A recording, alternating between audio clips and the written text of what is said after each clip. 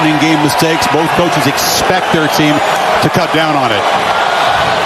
FSU to kick the ball away. Ryan Fitzgerald to boot it. Aaron Anderson, the speedster freshman from New Orleans, is deep for the Bayou Bengals.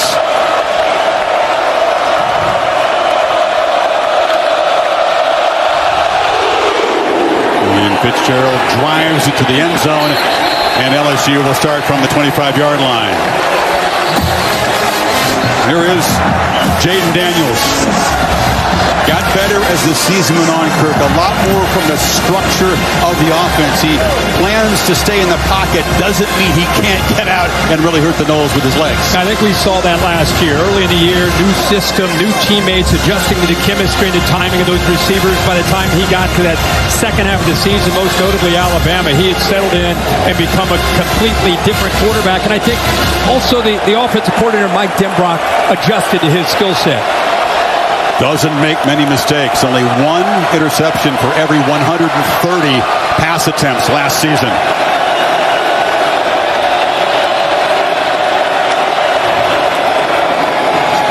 Play action on first down. Hooked out of the backfield. And the catch is made, and running free is Trey Bradford. Huge gain, still rolling down near the 20-yard line. Denbrock drew up a good one to start this. Yeah, they catch Florida State man-to-man coverage. Linebacker here gets caught up on the backside of the tight end. Nobody takes the back out of the backfield. He slides on a rail route. See that linebacker's caught up with a tight end, Mason Taylor. Nobody there to pick up the back sliding out of the backfield. 55-yard gain right away here in the red zone. Daniels on the move, flips it short to Taylor, and the tight end makes a man miss and bangs down inside the 5-yard line. Love this aggressive look by LSU, coming out, trusting their quarterback and attacking here. Get the ball into the playmaker's hands. Mason Taylor, of course, again, we saw what he could do as a young freshman last year when they won that game against Alabama. Here, get him on the edge, coming from the backside. Nice easy throw and easy read again for Daniels. First and goal, a minute in. Handoff inside to Bradford, a guy who was not expected to be a huge part of the running back rotation. They're pretty deep in that area. Right away, he makes the biggest play of the opening series. Yeah, Mike Denbrock telling us this week they've got 3 backs that they'll use. Josh Williams, who's more steady Eddie, and Noah Kane, the transfer from Penn State, with Logan Diggs out. They're going to rely on Trey Bradford. He started at LSU, went to Oklahoma, came back, and you can see how fast he is out in space. This is Josh Williams, the 200-pounder in the game now. Keeper Daniels makes a cut. He is wrapped up immediately on the edge by Patrick Payton. No gain, and it's third and goal. A flag comes out on the tackle. Did they get over aggressive? Well, that whistle blew, and they took him all the way to the ground right in front of the official. The head referee throws the flag. Derek Anderson in charge of a Big 12 crew. Same conference that worked last year's matchup in New Orleans. A lot of emotion out there early in this game. Payton makes a great play. Did not stop. After the play, personal foul, unnecessary roughness, number 11, defense. After this ball, automatic first down. Yeah, instead of third and goal to 5, they get a fresh set of downs at the 2. This defense aware, not the back, but the quarterback down inside that 10-yard line. Look at all those jerseys. They made the play. You got to stop. I mean, it's not that it was physical, malicious, but it was just so late they had to make that call.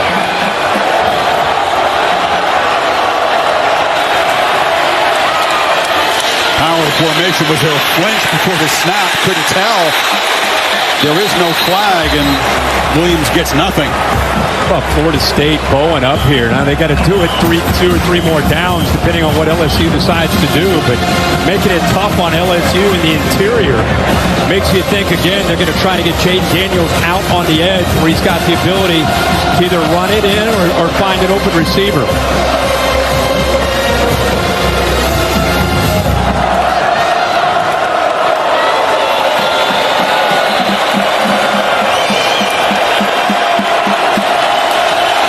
Daniels surveying, play clock down to 7. He's got to hurry here.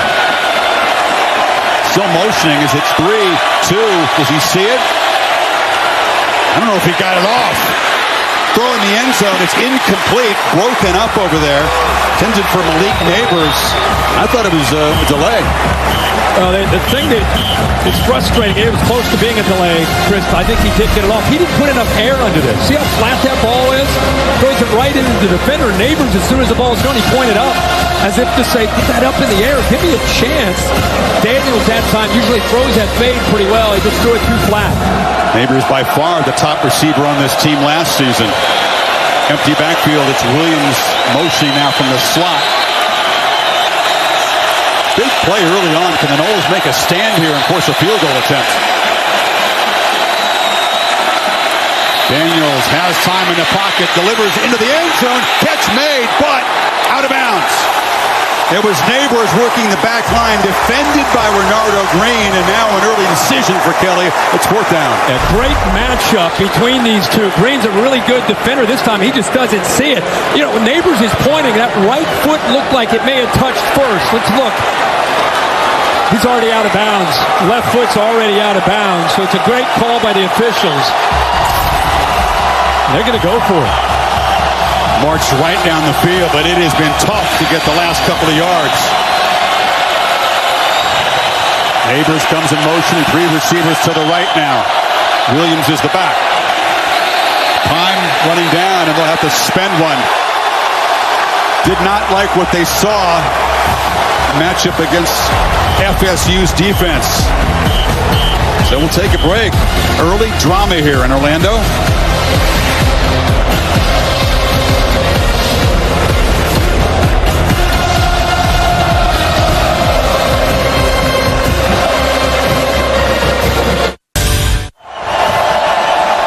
Fourth down from the 2-yard line.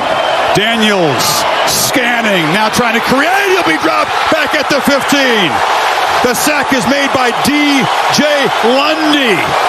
And the Noles make a tremendous stand. It was first and goal at the 2. They went backwards from there. 6 plays inside the 5-yard line. They bring the blitz. Adam Fuller says, you know what? We're going to be aggressive. Watch this job of coming after him. Josh Williams steps up to account for it. He goes right over top of him and then gets up off the ground. Shows you the athletic ability and the desire to come up with that sack at a critical moment here early in this game. Great play by Lundy. He's an amazing athlete. You'll see him at fullback on offense, blocking, running, and even catching the football occasionally. This time, the sack keeps us scoreless here. What a stand after the Bayou Bengals came out throwing haymakers in the first couple plays.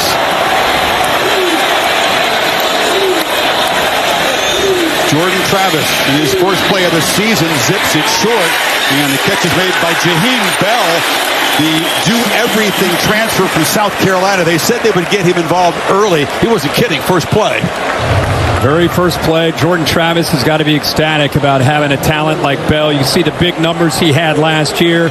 Really has been around for 4 years. His 27th start tonight.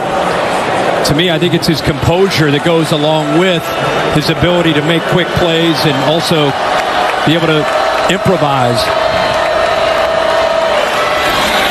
On the run, where he's so dangerous. Zips it high. Trying to get the ball to Keon Coleman, another newcomer.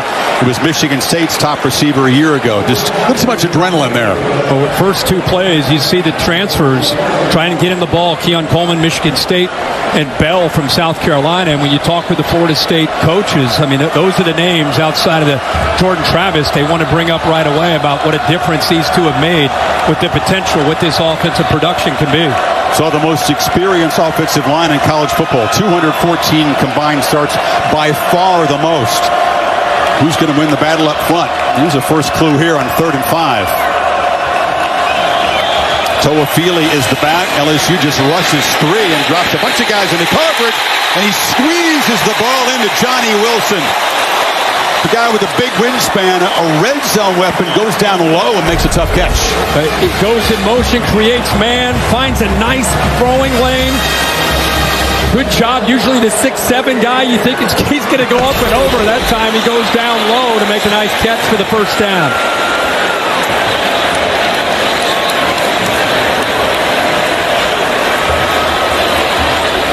Coleman comes across the formation, and they hand it off inside. Hard yards in there tonight. Harold Perkins made the hit. To a Philly there running the ball. You'll see Benson come in. I mean, this offense is based on their ability to run the football. They want to be able to get your safeties down and run support, create the one-on-ones, and then attack downfield.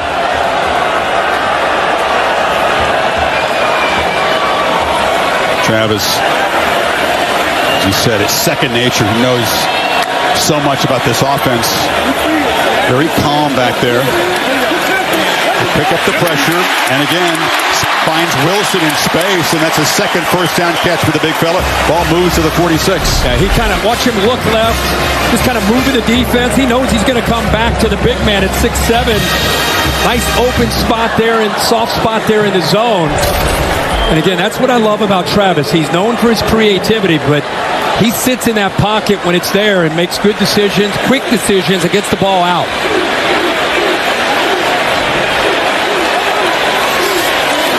Fake it to Benson. He wants to take a downfield shot. Sets up, and it's Coleman, but he was inaccurate. There's a flag down. Coleman was wide open. Greg Brooks Jr. trying to cover him, but the throw was off target. I think it might have been downfield where there was holding by LSU. I think it might have been an offensive pass interference. Get Florida State, okay. Pass interference, number 14, offense. 15-yard penalty. Replay first down. Wilson, was he trying to clear out down there some space for his buddy? I didn't see Johnny Wilson deliberately run into the defender. Like you said, he's trying to block. He thought that ball maybe was already out. I saw the reaction on the backside. Watch this. He runs right through him right there. I saw the defender grab on, but I did not see the initial contact that Wilson created. Offensive pass interference is one of the most damaging penalties in the sport. 15 yards. It's usually a drive killer. First and 25 now.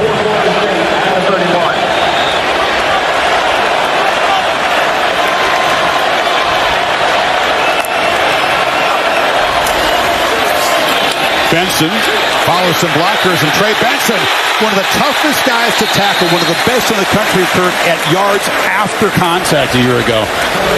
Well, and it's because of that lower body. He is one of the more physical backs in the ACC, and that time he had some great blocks up front. It's a veteran offensive line. They got 11 on the first down run, so second and 14.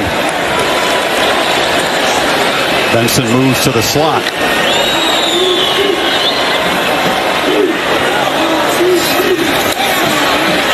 Travis escaping, trying to create, flips it downfield, and going up to try to make a leaping catch was Destin Hill, the freshman slot receiver. Couldn't quite. A big thing that we want to see is Harold Perkins, the linebacker, who last year made a lot of headlines with his ability to rush. They're trying to play him off ball. Here he is up top trying to get pressure. Pretty good job by Robert Scott trying to just push him, keep him upfield to give his quarterback time to throw. Pretty accurate throw. Nice job by Brooks getting that right arm in there. Perkins, of course, became a pass rush monster. In this game a year ago, he played only on special teams and actually had a bad penalty. He blossomed into one of the SEC's most feared defenders. Third and 14. Play clock at 2. Travis flushed. Looking for help. Delivers underneath. It's Wilson again. And Wilson has now made 3 catches, all of them for first downs, to the LSU 40. Well, this time you wondered where they would put Perkins. They spy him. He's not going to bring him here on third down. They're going to spy with him. So he's got to try to keep that quarterback. Problem is he commits too far, lets Jordan Travis create, and then they find the open man for that first down. They're all the way back to first and 25. He said potential drive killer, and they get the first. Travis has been dialed in on third down tonight. There's a slant on first down. Catch made by Coleman. Ding on Coleman, his first touchdown as a Seminole.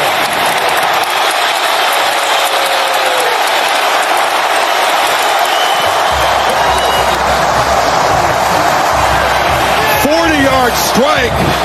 What What a sequence for FSU. The goal line stand, and they score in their first possession. Yeah, Florida State fans, this is what you wanted to see. Keon Coleman, the big receiver from Michigan State, 6'4", 215, getting isolated one-on-one. A heck of a throw right in front of him to give him a chance to make a play after the catch. You can see how nifty he is, even at 6'4", makes the safety miss, walks into the end zone for the touchdown. Ryan Fitzgerald for the PAT. Florida State got kind of the silver medal out of high school. He chose Michigan State because of the turmoil in Tallahassee, but when things had settled down, he came to Mike Norvell, and he makes an instant impact. Florida State, first blood, midway first.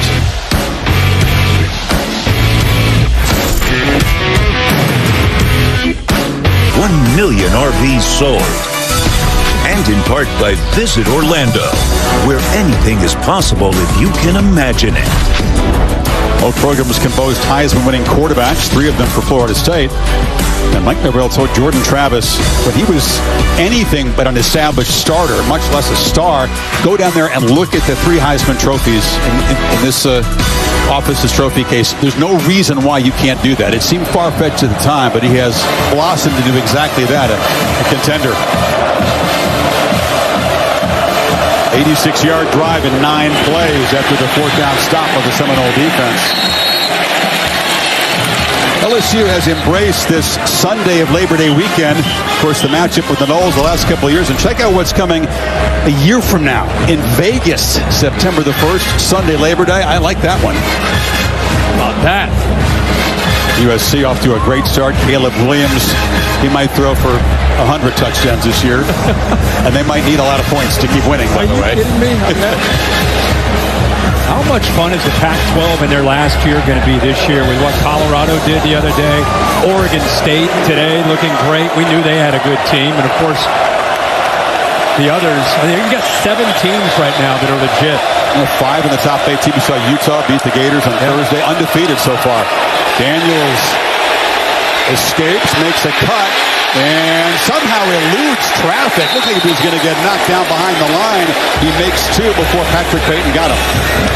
Pretty good push that time up the middle. Joshua Farmer. Big fella showing some strength to force Jaden Daniels out of that pocket. LSU going fast here. Daniels gets it off just before he's hit. And the catch is made there by Brian Thomas.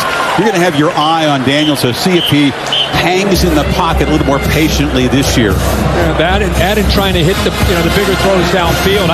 One thing they learned about him, they love to spread defenses out and just let 5 play in space. Let him make quick reads, and either has the option to make a good throw, or with all that space, he can take off and run. Noah Kane, the former Nittany Lion, is in the backfield now. Gets the football and runs right into a Garnett wall. Nothing for Kane that time. The Noles are sending a message. It's going to be tough to run up the middle on us tonight. I'm telling you, that front. Go back to that goal line stand that they made. That front stepped up, showing a lot of physicality in the interior. There's Braden Fisk, the fella from Western Michigan that everybody wanted out of the portal. You had him. You got Fabian Lovett from Mississippi State. Tatum Bethune comes over from UCF. He's been a stalwart leader of that defense. Fisk a monster in there in the middle. Being off inside again. They're trying to be patient with the running game, but that's Bethune filling that time, and it's going to be 3rd and long. When you have Fisk and Lovett, and you're able to rotate others inside there, I think you think about the experience that they have at linebacker. Adam Fuller, talking to him in their 4th year now in Florida State, you could see the intent to try to become more physical. It's not just the athletic ability on the edge and the defensive backs. It's, I think, where they are right now at the line of scrimmage that makes them a real threat as a defense. Noles rotate in their pass rush package on 3rd and 7. Daniels against the 4-man rush, does have time, gets the ball out, and the catch is made. First down across midfield to Malik Neighbors. Guy who went on to have a monster year as a receiver, but this is kind of a redemption game for him. He mumped 2 punts a year ago. They were crucial in the loss. Yeah, no doubt about it. He's fired up for this opportunity. Great route. Good job coming back to the ball. And there's the timing. That's the difference in LSU a year ago when they played in this game and where they are now. All those reps, the time that Jaden Daniels has had to work with Malik Neighbors, you could see there on the third down, the timing was perfect. Josh Williams, he took a look at the back and then sprints up the middle, and Daniels knifes into the secondary. First down inside the 35. Holly. Well, guys, after that last goal line stand, the Florida State defensive line came to the sideline. They were fired up. They think the right guard of LSU and the right side of that line is vulnerable. Look for them to keep attacking right there on that right side. Jared Verse and DJ Lundy pointing that out to their teammates. And Jared Verse, if given half a chance, could be a game wrecker for the Seminoles. Number 5. He was a monster a year ago in this game. Daniels calmly in the pocket and delivers a poor throw over the head of Josh Williams, who had a lot of space.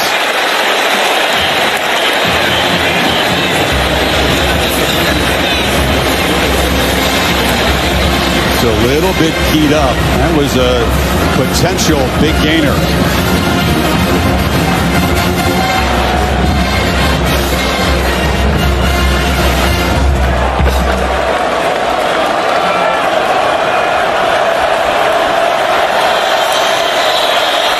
Two-by-two look.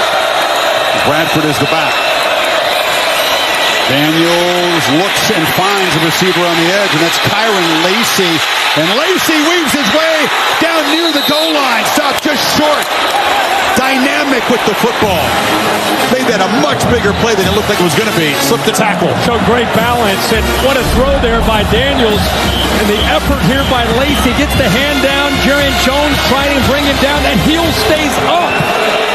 Noles defense wasn't set. They play fast and score. Trey Bradford barrels in, and the Bayou Bengals answer with a 75-yard drive.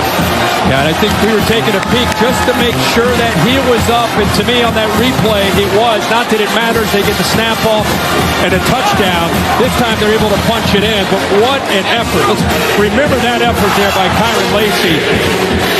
What he did to not just catch the ball, but fight for those extra yards to take them down near the goal line.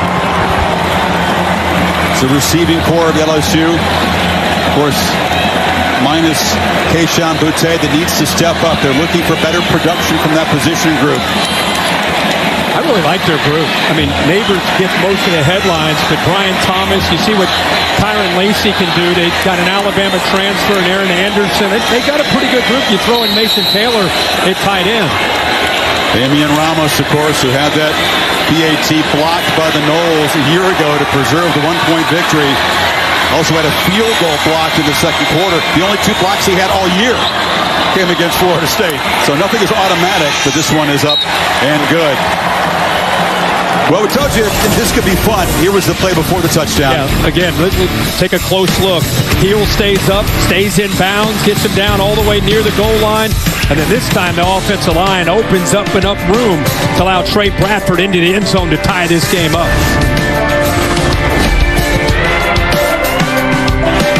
We hope you'll consider helping folks affected by Hurricane Idalia. Donate at redcross.org/ESPN to help the Red Cross respond and help people recover.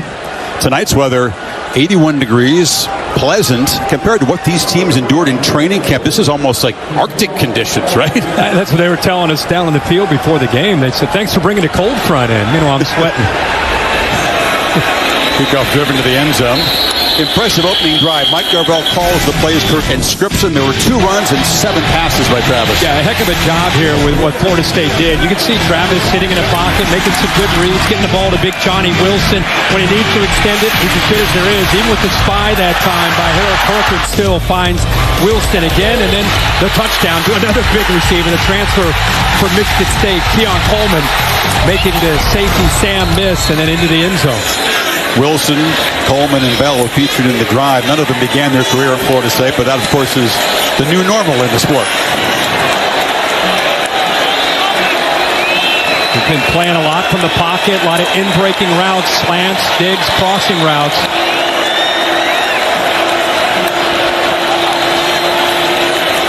Delay, and it's zipped and it's dropped out there. That's been one of the knocks on Wilson. He'll make the acrobatic, tough catches, and sometimes will drop the easy one. He's worked a lot on that in the offseason. Yeah, it just felt like he knew the ball was coming. They brought that corner blitz.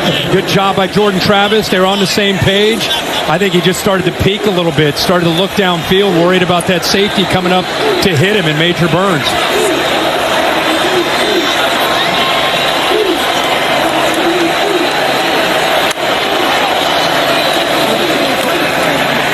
Travis scans and rolls and puts it short. That's Benson out of the backfield, who was spun down at the 33 after a solid gain. Set up 3rd and 3. Omar Spates, former Beaver, made the tackle. He was very close to being about a yard downfield, and they had offensive linemen to set that up. They were 10, 12 yards downfield, so they catch a break there.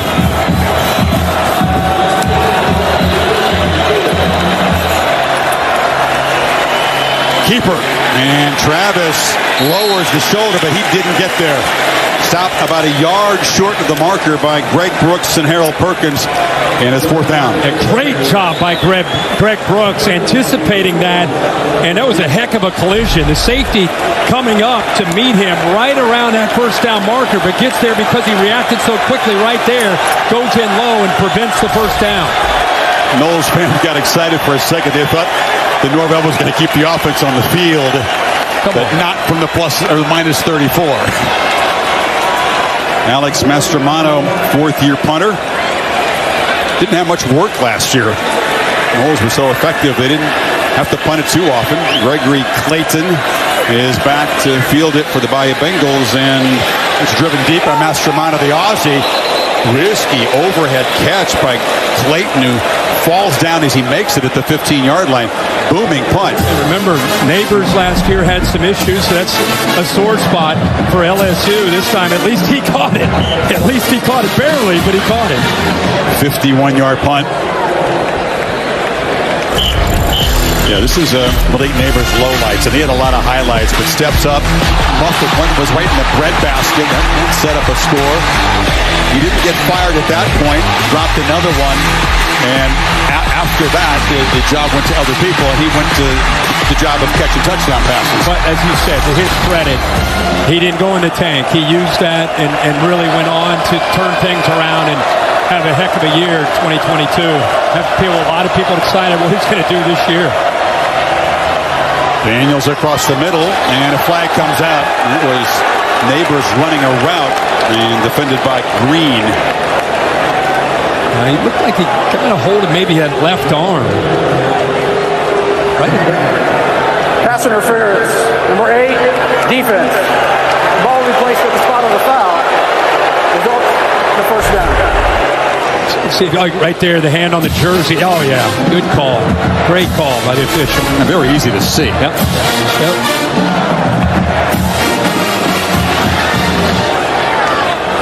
Told you, remember that play in the back of the end zone? That's going to be a good matchup, 8-on-8. Green, the senior from right here in Orlando. Big night for him.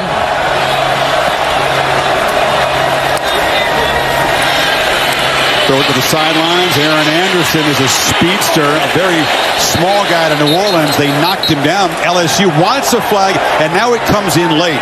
Kevin Knowles shoved the Knowles. Yeah. You got Brian Thomas out there trying to block with Mason Taylor. I think Thomas held on to his guy as the ball started to break to the outside of him. This crew, Derek Anderson, they worked a game here in Orlando on Thursday nights.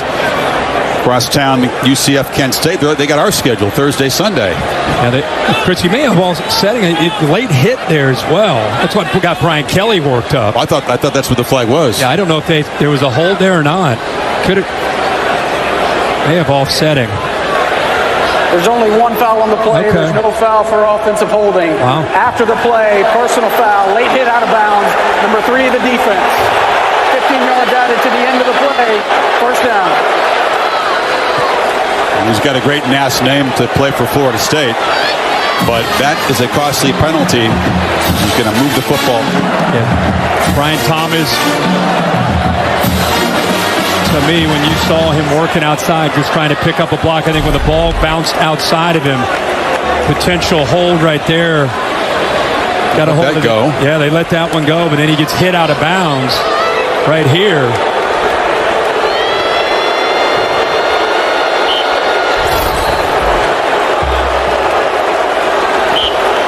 The late hit out of bounds, a good call. The offensive holding call, it was borderline. Didn't have any effect on the play, so I'm okay with them picking that flag up. Well, but no, it would have been offsetting if they called it. Well, you would have had a live ball foul and a dead ball foul, so you would have enforced both. Ball near midfield. Daniels looking to throw on first down. Checks it down, and Lacey, this time he cannot escape the tackle. It's made by Greedy Vance. Knowles doing a pretty good job mixing up coverage and getting some pressure on Jaden Daniels where they can play zone. Not have to worry about playing man-to-man. You can see after that play, defender had a few words towards that LSU bench. Grady Vance looking over at Brian Kelly had a few words for him. Brian Kelly's not afraid to give it back. Vance is a Louisiana guy, so you know he's going to be keyed up playing LSU. A Louisville transfer. Daniels throws across the middle, and that's Brian Thomas, and he spins free. Not great tackling so far by the secondary of the Noles tonight, and now another flag comes out. This thing is overheating quickly. Thomas makes a great effort, and then you have Azerje Thomas with the big hit late.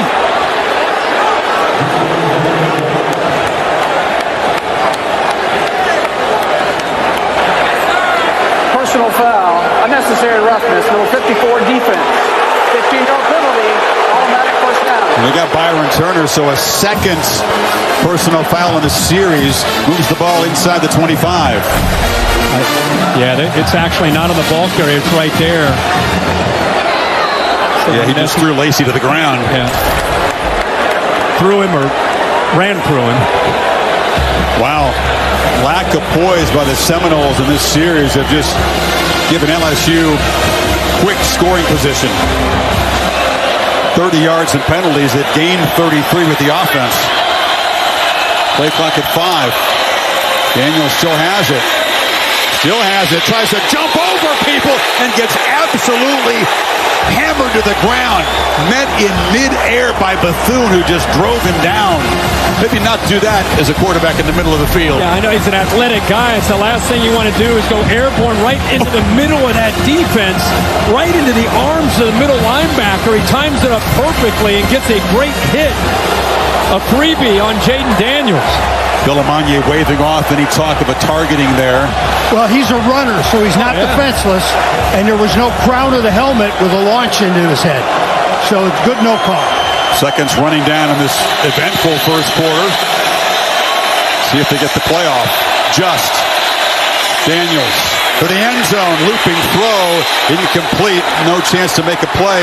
Double coverage there. Neighbors, a heck of an effort. So LSU threatening. 7 apiece in Orlando. Good first quarter between these two heavyweights. Each have landed some shots so far. World kickoff. Goodyear providing aerial coverage, celebrating the challenge of road games everywhere. Are you ready for the road? Goodyear, more driven. Seminoles have never lost in Orlando in their history. 10 wins, 2 ties. Both teams ended their season in bowl games, separate bowl games played on this field a year ago. 3rd and 7 for Daniels in this penalty-aided drive. 5 penalties, 53 yards in a quarter. I know Mike Norvell is not happy about that. 3 Kirk on this drive.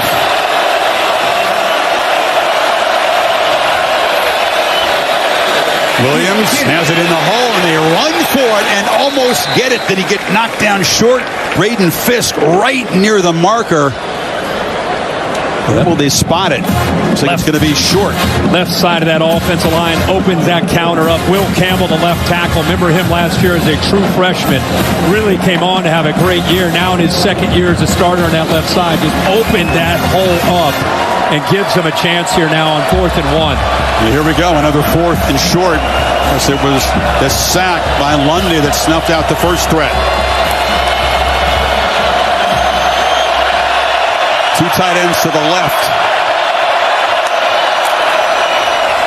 Instead, it's Daniels with a keeper, and they swarm him. Another 4th down stop by the Seminoles. Shaheem Brown made the tackle. They were ready for the keeper. No doubt about it. And again, they have prepared all summer, concerned about the quarterback's ability right here to get to the outside, and watch Florida State's defense doing a really good job having awareness. Tight end Taylor comes around, but nobody is there on the outside to be able to deal with that extra man. The safety had walked himself up. Shaheem Brown, 38 off the edge. See that? Nobody there. He had the option, if he had time, to throw it out into the flat, but by the time he wanted to throw it to Taylor, that defense had him down. Looked like that might be a self-destructive drive for the Noles defense. Those 3 penalties set up LSU, but another 4th down stop. They'll take over about the same position they did after stopping the Tigers in the first quarter at the 15. Benson from the pistol. They fake it to him. Daniels is clobbered. Just gets the ball out. And the catch is made by Kyle Morlock. Mekhi Wingo was there in a hurry. With Mason Smith out, you knew that this big guy in the middle right here would have to make a lot of plays. Mekhi Wingo was an All-American last year, stepped up with Smith down. He's doing it again tonight. Just so quick off the ball. 6'1", 295 pounds. Not the biggest, but shows you there how quick he is in the middle. Big fella wearing number 18, and that means a lot at LSU. Benson knocked down. Of course, it was Matty Mock, the championship quarterback, who wore 18. Then it was Jacob Hester after that, and it's kind of given to a guy that has great effort and outworks everybody, and they gave it to Big Wingo this year. Yeah, within that program, that's an incredible honor. That and number 7, of course, is such a great history. Had a chance to see Tyrann Mathieu on the field before the game with his family. So proud to be a great former player for these LSU Tigers. That's every time he gets a chance, he's here. 3rd and 5. Coleman motions out to the right. Travis scanning, flips it up underneath, and the catch is made by Toafili, who snuck out of the backfield in traffic and gets a 1st down catch. You better get after him. This offensive line does a good job, and they do such a good job, it becomes backyard football. I mean, instead of taking off, he gives you the threat, kind of froze Harold Perkins, giving you the threat, drew him towards him, and then the vision downfield to make a nice throw. If you're an opposing quarterback, you're happy to see number 4 in coverage, where he's just average. Getting after the passer, he's all world. Yeah. Tom Toafili takes the handoff and drives forward for about 3. It's a good point. I think a lot of people are curious to see how they're going to utilize Perkins because, like I said last year, he was electrifying. You know, he had made so many big plays. But keep in mind, last year he was being an athlete and learning the system on the fly. They kept him on the edge an entire offseason to learn how to be an off-ball linebacker. He's a guy that played high school running back, defensive end. So he's learning how to play that position. They'll still put him down on 3rd downs when they can. Yeah, he is incredibly efficient. He didn't have a whole huge number of pass rush snaps last year, but he made an impact a lot of the time. 2nd down run. Benson tries to pick his way. There wasn't much there. Gets about a yard. It'll be 3rd down and medium again, and Noles fans wanted a flag that time. LSU's defense starting to get a handle on things. Matt House, the defensive coordinator, outnumbering them there on that play on 2nd down. Greg Brooks came down for the threat of the quarterback coming off the edge, and then the big fellas in the middle took away that inside run. House wants improvement on the 3rd down defense this year. They were 39% last year. Not bad, but that didn't meet his standard. Coleman motions across. Travis. Oh, another drop. Oh, my goodness. Johnny Wilson for the 2nd time tonight has had an easy catch, and he had space that time to move the sticks. Yeah, you see Perkins forward, they don't rush him. They're using him more as a spy, but again, I mean, Johnny Wilson's a great player. We saw what he could do last year when he came over from Arizona State and averaged 21 yards of reception. Everybody excited about what he can do, and I think when he goes into the interior there, he's taking his eyes off the ball, maybe worrying about getting hit. Another critical drop. Hands kind of seem to be a little bit backwards there trying to make that catch. So the drop is a drive killer, and Mastromano hits it high. And coming up to make a fair catch, another muff. A scramble for the football. The Florida State team has it. LSU thinking, oh no, not again. It's recovered by Azaria Thomas. But that time, it was Anderson trouble feeling the punt. Wow. Chris, you wonder if LSU talked at all about, hey, last year, the special teams issues. You talk about something to a point where it can become something you'd start to mentally worry about. I know the fans and the media know all about it, but internally, I'm sure Brian Kelly's trying to put that behind them. But LSU, the miscues from a year ago come back to haunt them here and give Florida State great field position. Remember, you talked about Gregory Clayton the last time making a very risky catch that inside the 10. They took him off and put in Anderson, who also handles the kickoff returns, and that muff sets up Travis at the 22.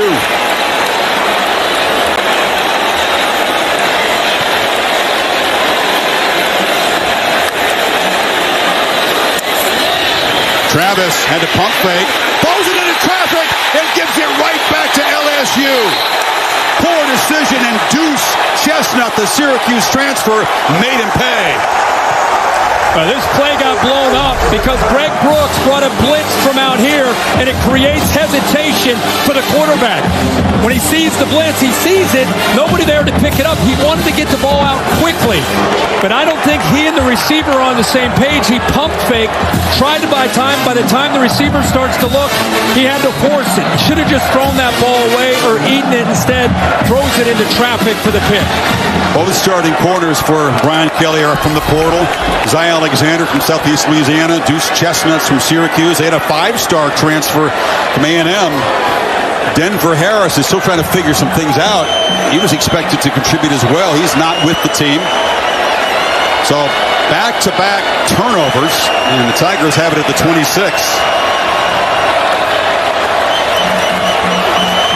Daniels zips it short, and Kyron Lacey couldn't come up with it. Had to turn upfield and lost the handle.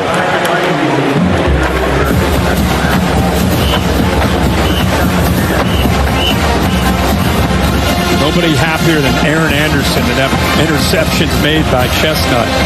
Get the ball back to Jaden Daniels and the LSU offense. You think LSU will calm the tempo down a little bit as they're doing here? Or do you expect them to crank it? I think it'll be a mix. I think it'll be depending on where they are in the field and how the game's going to flow of the game. Daniels still's got it on the edge. He's got a blocker. He's got space, and that's just easy yardage for the quarterback, sprinting out a couple of yards short of the marker. Yeah, that's the threat that he brings. Anytime you get him on the edge, everybody we've ever dealt with that tries to defend him, they always talk about the outside edge. Got to keep him in the pocket. We got to respect the rush lanes. Try to squeeze him. We don't want to let him break contain because of how much damage he can do once he gets outside. Daniels with the most productive passing first quarter he's ever had in his career, 151 yards. He's also been able to run for 13 yards. That time it's batted up and falls to the turf, but pass rush right in the face.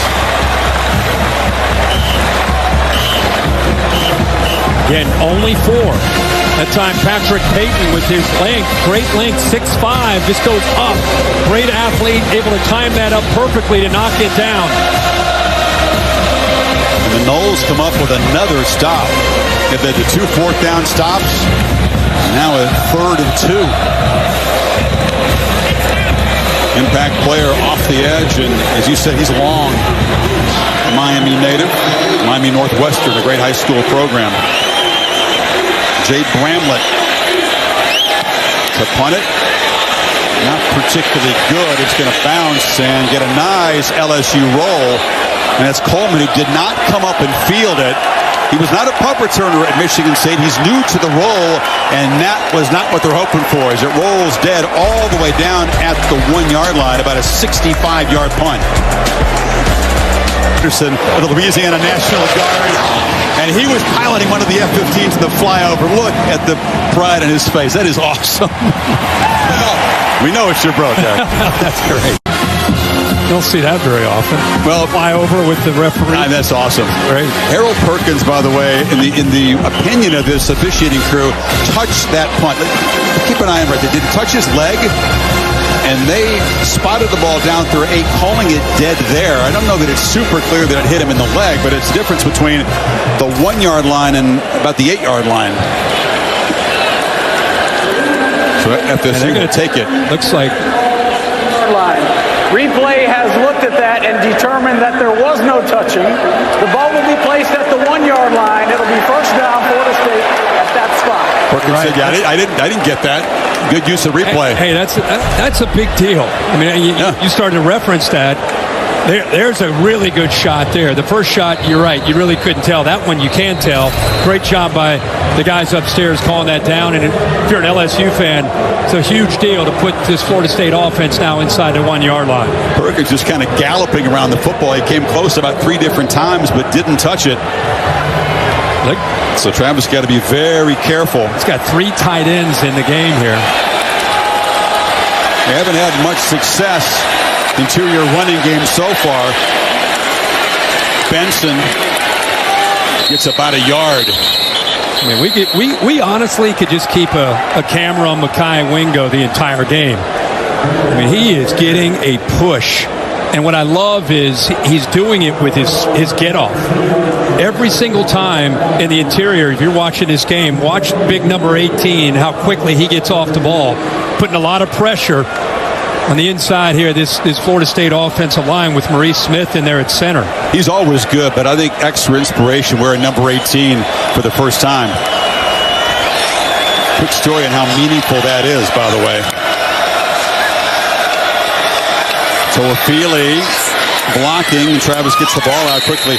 You know, Howie Roseman, the GM of the Eagles, said that they actually drafted Benny Logan in the 3rd round in part because he wore 18. They figured what he meant to LSU. That's the kind of guy you want in the locker room. Not that he couldn't play, but that was actually a factor. No, and I think it's, first of all, Howie does his homework, and he understands, you know, the DNA of these college programs is pretty obvious. He goes into Athens quite often and finds some great players, but I think that just shows you the respect. And what that 18 represents is not just a great player, but an incredible leader, a guy that brings a lot to that locker room, and Wingo is definitely that guy this year. See if LSU can get off the field here on 3rd and 4. Jaheim Bell, slot left. They haven't involved him since the opening play, and one of those pre-snap delay a game. They didn't get it off quite in time. They got the timeout, I think. Did they? Yeah, Mike Norvell from the sideline. Prior to the snap, timeout, Florida State. This is their first of the half. Timeout on the field. Penalty saves about 4 yards. Whenever you hear that fast clap, that means hurry up, center, get the ball back. Let's go. You can see his hands. Bring it, bring it, bring it. Come on, Maurice, come on. They spend the timeout. He is the coveted prize this year. LSU's last 3 head coaches have won national championships. The only program that can say that. So no pressure on Kelly at all. Off the timeout. Some time to think about this 3rd and 4. Empty backfield. LSU crowding the line to lay it back out. They rush 4.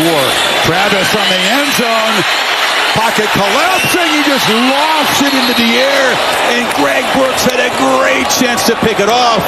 And the usually posed quarterback has made a couple of shaky decisions tonight. Yeah, we saw the interception on the last series in here. And again, you got to admire he wants to make a play, but there's just nothing here. The only rushing forward, the pressure comes from his right. You know, instead of just throwing this ball away, he throws it up into the air as he's getting hit. It just kind of into the middle of the defense. They're about about to intercept that ball at the 10-yard line. Somehow it falls to the ground. Late, over the middle, and softly thrown. That's 3 no-nos. Estromano from his end zone. Boots it. Clayton back returning punts. They excuse Aaron Anderson from that duty for now. And the cheer from the LSU faithful are cheering the successful. Both defenses have stepped up, Kirk, since the opening touchdown for their opponents. And what's been amazing tonight has been the Florida State short yardage defense. 6 plays inside that 5-yard line. They bowed up. Had a heck of a 4th and goal when they ended up blitzing here with DJ London. Good job there. And it's really just been LSU moving the football, but Florida State short yardage defense being the difference. Yeah, Maya Bengals run a lot of plays in Seminole territory, but just the 1 touchdown. Now they take over near midfield.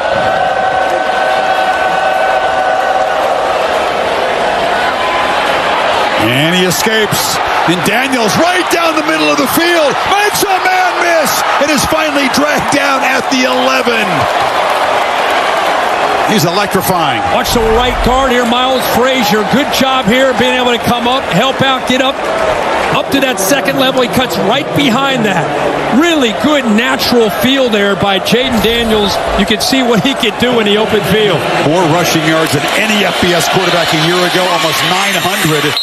40 more in that play. Now finds Mason Taylor. And don't look now, but LSU's close again inside the 5. And if you're an LSU fan, that's what you're used to seeing. Jaden Daniels makes the play with his legs. They go a little bit of tempo. Ball gets out quick. Mason Taylor out in the flat, positive yards. Now again, we just showed you a package on that Florida State short yardage defense and what they've been able to do tonight. See how it plays out here. First down markers at the 1. 2nd and 3. Kane is in the game.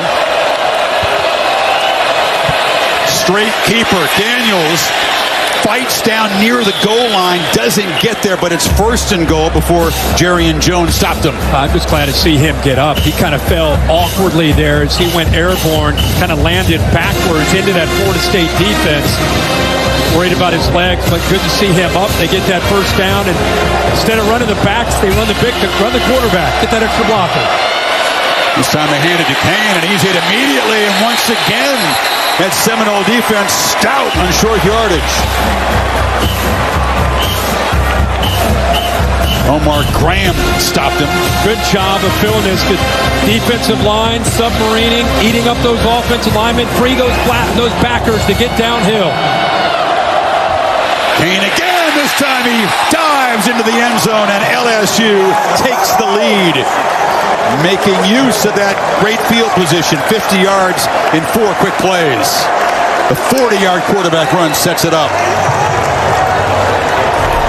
This time, the clicker, the AT&T 5G. Watch how they just are able to go up and over. Look at that left side, just collapse down, push it down, give him room to go up and over. The respected Jaden Daniels there on the outside keeps the edge free. And finally, LSU is able to get some points of being inside that 5-yard line. They look to Kane, short yardage situation, scored 10 touchdowns a year ago.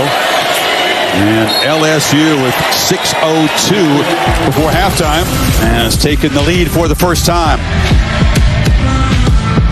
Electric long-distance run and then a power run. You're Florida State. You got to get the ball to those 2 big receivers. Johnny Wilson, Keon Coleman. Isolate them against those LSU DBs and throw it over the top. Monster matchup tonight. We got a monster matchup in Tuscaloosa next Saturday on ESPN. Texas and Alabama. Coach Sark going to join us at the half. Chris, back to you. Boots it away. Let's get the Affleck trivia question for you.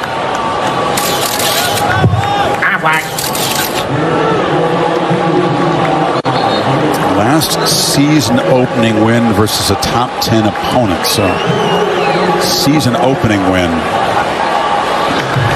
Versus a top 10 opponent. LSU wasn't top 10 a year ago. No. They got the W.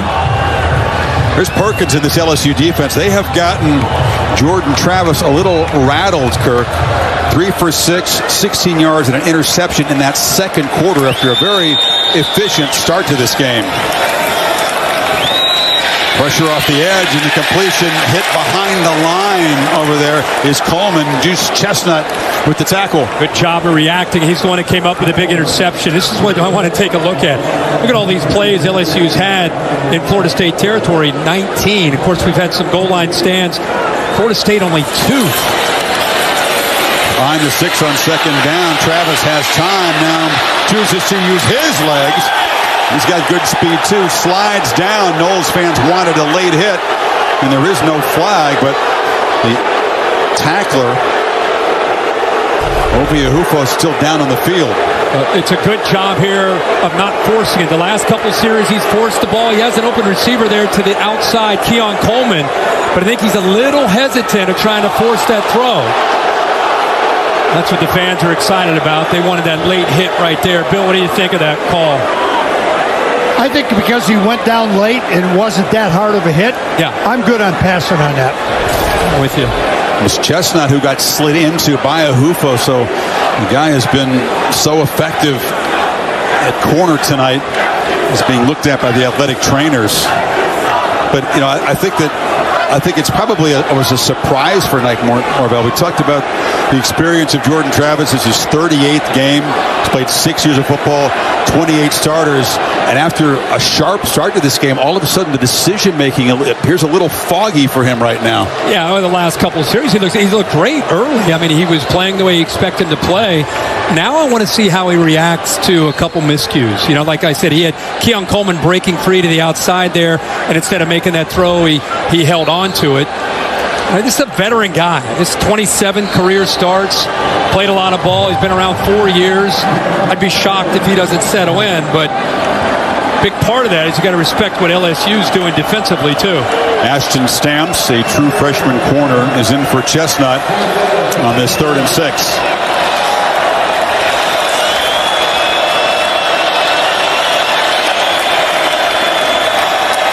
LSU backs out. Now late pressure off the edge. It's picked up. And a dart across the middle. And that time, big fella makes the catch. And Wilson dragging folks into LSU territory. That was a much-needed conversion for this Noles offense. And a great job by this offensive line. This time, forget the dual threat. He's a quarterback sitting in a pocket on 3rd down under duress. But the line helps him out. Good read and a good throw.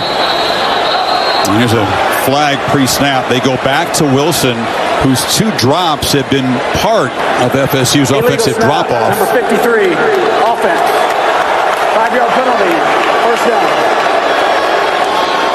I'm going to have to feel good after a couple of easy ones got away from Wilson. Chestnut, by the way, quickly back in the game. And it's important for LSU fans to have their starting corner. You pick up a big 1st down like that, you get a little momentum, and then 5 yards back with the center flinching there. Now it's 1st and 15. Travis flushed again. Runs to his left, makes a throw across his body, and that's another drop. This time it's Jaheim Bell who had a lot of space. Wingo was after the quarterback again. Yeah, Bell is a playmaker. They're trying to find ways to get him the ball, and it's a great job. Eyes downfield. He's about to give up on the play, but at the last second, he sees Bell clean at the 2nd level, and he just loses it. 3rd drop. Saw 2 from Wilson earlier. These are their better players, and now Jaheim Bell drops that. Would have been a 1st down. All of them easy drops when they're in space and had room to run. Rodney Hill rotates in a tailback on 2nd and 15. They fake it to him. Travis gets around the corner and will just dart out of bounds after a short gain. No one open there. Chestnut forced him out, 3rd and long. You know, it's not just about defending the run in the middle of this LSU defense and what they're doing without Mason Smith, Wingo leading that charge. It's getting penetration, even in pass protection, and it's forcing Florida State to move that launch point. So when you move the quarterback, you take away a lot of the field. He's working with half of the field, and they're doing a good job of taking away those receivers and forcing him to run. Need 12 on 3rd down.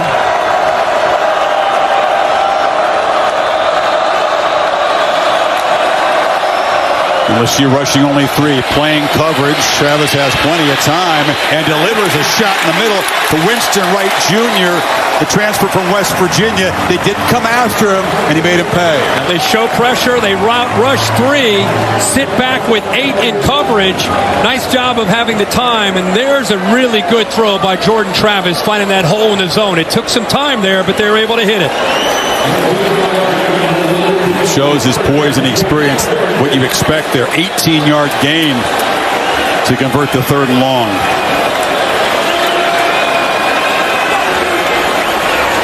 On the move again. Goes back to his left and drops it off underneath. And the catch is made by one of the 9 tight ends, Kyle Morlock. Pick up about 7. Wingo's after him again. They can't block him. No, he's a handful for a lot of people, and that's been the case tonight. You know, Bell gets most of the attention, 6 from Florida State, but Morlock coming over from shorter, and you were saying shorter. You know, where you talk to the coach. Happens to be in Georgia, Division 2. Yeah, but they're as excited about what he can do, so the combination of those 2 tight ends can really help this offense. Benson stutter steps and plows forward. He's short of the marker. He'll take us down inside of 2 minutes in the first half. 3rd and about 1.5 yards now. Tough sled in the middle with Wingo inside there. Let's see if they try to get it to the outside. He's lined up right now anyway over that on the right side. Sneak. Travis fighting. 2nd, 3rd effort does get the first down at the 21. He didn't have it at first. No, what an effort here. Again, there's not a lot of room there. He's just determined, just bouncing off of guys. Remember, inside 2 minutes with the new rules, the old rules come into play where the clock will stop after a first down. LSU, Wingo just trying to get lined up here. They're playing quickly. 10th play of this drive. Maybe wearing down this LSU defense. Showing pressure to the left. Looping throw for the end zone. Battle. Coleman. Touchdown. Went up and got the football over Major Burns. And that's when they're excited to have him arrive from East Lansing. What a play. Well, I saw that blitz to the left. There's nobody there. There's 3 receivers, only 1 defender. But instead, he goes to the slot. Fade to the bigger receiver, Keon Coleman. And it works out. You can see his family's fired up. Major Burns has pretty good size. He's 6'2" himself. That's just saying, hey, my guy's better than yours. Hopefully he's okay. Looks like he may be cramping up. Our guy's better than yours. He's going to win this 50-50 ball. And he goes up and high points that ball for a touchdown. It's his 2nd tonight, the transfer from Michigan State. And from 40 and 21. That's why he was one of the most coveted receivers out of the portal. And Travis, the minute this dude got on campus, he knew his reputation. But when he started to work with him, Kirk, he was, I got a weapon. No doubt. See, he's pointing to it. He sees the pressure. There's really nobody on that other side. But instead, he goes to the right, and he just says, you know what? I got that cushion. I trust that Coleman's going to be able to make this play. Look at the offensive line. Does a nice job off that blitz, giving him just enough time. And then he puts it up into the air where Coleman can have a chance to adjust back, even though it's underthrown a bit. It's a tough play for a safety, one-on-one against a receiver, even though, again, Major Burns, a leader, 2nd year in this defense.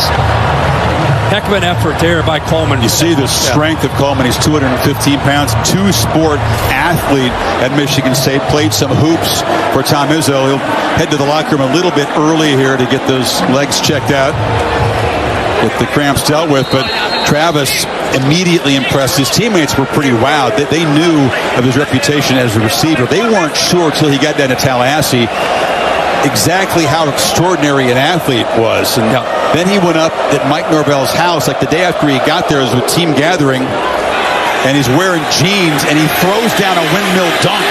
And they were like, whoa. Anderson knocked down. Let's answer the athletic trivia question. So much going on. I haven't really had a chance to think about it. Season opening top 10 I was going back win. to like Jameis Winston. I mean, it's that era maybe. But I can't remember. I remember they had a hyped up game with Alabama, but it didn't go well. No, it did not. No. I was going to say Miami. I know you don't believe me. It was a long time ago. I didn't know the year. But, a slugfest back, 18 years ago, trying to come up with one tonight. Heck of a job by Jordan Travis after those miscues, bouncing back to deliver on that drive to be able to tie this game up. Shows you really what he's all about. Yeah, he's been clutch on third down tonight and precise with his throws. See what LSU does here. A minute to go. They've got 2 timeouts. They'll work the sideline. Neighbors couldn't quite escape. And the clock now will stop here as they move the sticks momentarily. Green on the stop. They certainly trust their quarterback to operate the 2-minute drill. Long throw drops out of the hands of Lacey.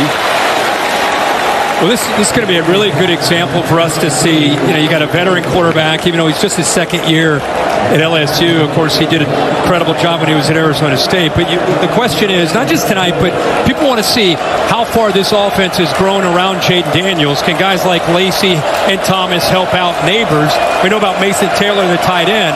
Here they are, just trying to get in the field goal range with a couple timeouts.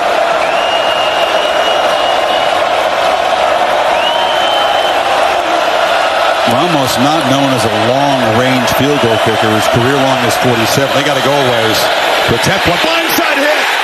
The ball is loose. A scramble for it as Daniels got pounded by that man, Jared Verse, who was a nightmare a year ago in this game. In this matchup, Will Campbell's a great player. Jared Verse last year went up against him, and he was a true freshman. Verse was a transfer, and here it is, that same matchup a year later. Keeps his hands off of him, uses that speed and that bend to be able to get there in the blind side of the quarterback. He is a stud. He's mocking the breaking the rock, which is the tradition that the Seminoles have. Boy, he got that arm, NFL style, right? He got the armband and just tomahawked the ball out, pun intended, of the hands of the quarterback. Speaking of NFL style, a lot of people thought he would have maybe gone out last year. He decides to come back, continue to work on his game. And I would argue, if he's not the top pass rusher in college football, man, he's right there in the discussion. Holly, we talked to Verse when we visited Tallahassee. Impressive guy. You got to love his work ethic. His work ethic is impressive. I talked to his parents, Eric and Janine, and they were telling me about when he was in high school, he did a little bit of everything, basketball, baseball, but his proudest achievement was helping his team win the state championship in the 4x400 meters for the first time. You saw that speed off the edge. I saw him run a 100-meter leg that was pretty impressive. This kid has got an athletic background. He's done a little bit of everything, but not only that, he played the saxophone. His parents raised a good one that can do a lot of talented things. That's awesome. They're going to review to see if it was a fumble or an incompletion. Verse, you may know his story. He played at Albany. I mean, nobody really had offered him much out of high school. He was a tight end, weighed like 200 pounds. Again, at Albany, he just played with a chip in his shoulder. No matter who he was going against, he played possessed, and a bunch of teams spotted that and said, he can help us. And another look, as I said, they're going to look and see if it was a forward pass or a fumble. We'll bring in Bill Lamagna to see what he thinks about it. I see the hit causing his arm to go down, not the quarterback intentionally trying to go forward with the pass. I say the call stands. Do you think the ball was out of his hands before he moved his arm forward? I have a fumble. Okay. It was a really good slow look. There's the contact. He still appears to have a grip on the ball. You can have an argument on that, but I say his arm's coming down and forward because of the hit, not because of his throwing action. Man, Bill, how you guys do that stuff? Honestly. Don't congratulate him yet. We'll see what the verdict is. I don't know. They're up here. I hate to say stands on anything. We all know the rule there, but I just don't know how such a gray area there. This one is right on the edge. Yeah. Here's a spoiler alert. They moved the yard marker back, and I think they're going to rule this incomplete. After review, the quarterback's hand was going forward before losing possession. It's an incomplete pass. It will be 3rd down and 10. Florida State will not be charged with timeout. that's a good announcement by the referee from the standpoint of that timeout, because they would have never taken the timeout if it had been ruled an incomplete pass. Right. I'm sure it's hugely impactful. Versta doesn't get the sack, but with 25 seconds to go, after what he just saw, does Kelly just run the ball and go to halftime? Yeah, I mean, 25 seconds to. You have the 2 timeouts, 3rd and 10. Long way to go to get in field goal range. We'll see. Yeah. You would think they would just kill the clock and go in 14-14 at half. In any case, somebody better account for number 5 over there is on the right end. They moved the back over there to help Chip, maybe. And they're going to run the ball. You just give it to Williams. He's got some space. He gets out and barrels way into Florida State territory. He's knocked out with plenty of time to operate. A conservative call, but a huge play. Well, because they had 3 receivers lined up all the way to the left, they're playing man coverage. All that 2nd and 3rd level of the defense is on the other side. And even though they were just trying to work to keep the clock moving, make Florida State use a timeout, there's nobody left on that side. Yeah, look at this, Chris. Look at the formation. Look at all these defenders. There's nobody left on this side. So by using that formation, there's not a whole lot of people that need to be blocked. The receiver ends up getting up to the safety. Lacey, make that corner have to make the tackle, and they pick up huge yards, and that's how things can change. Now you got 30 seconds. Now you get thinking about a field goal. 35-yard gain on the ground on 3rd and 10. Haven't had a lot of huge plays from the running game tonight, except by quarterback Daniels, but that was potentially a 3-point play if they can get Ramos just a little bit closer. Right now, I think it's 10 yards. Yeah, it'd be a 57-yard. I got to get about 10 more yards to him to feel good about it. Yeah, maybe 6 yards to give it a shot. Still have a timeout. Depending on what happens here, you want to hold on to that timeout. Probably got a couple plays here to try to run a couple quick ones. Kane is the back.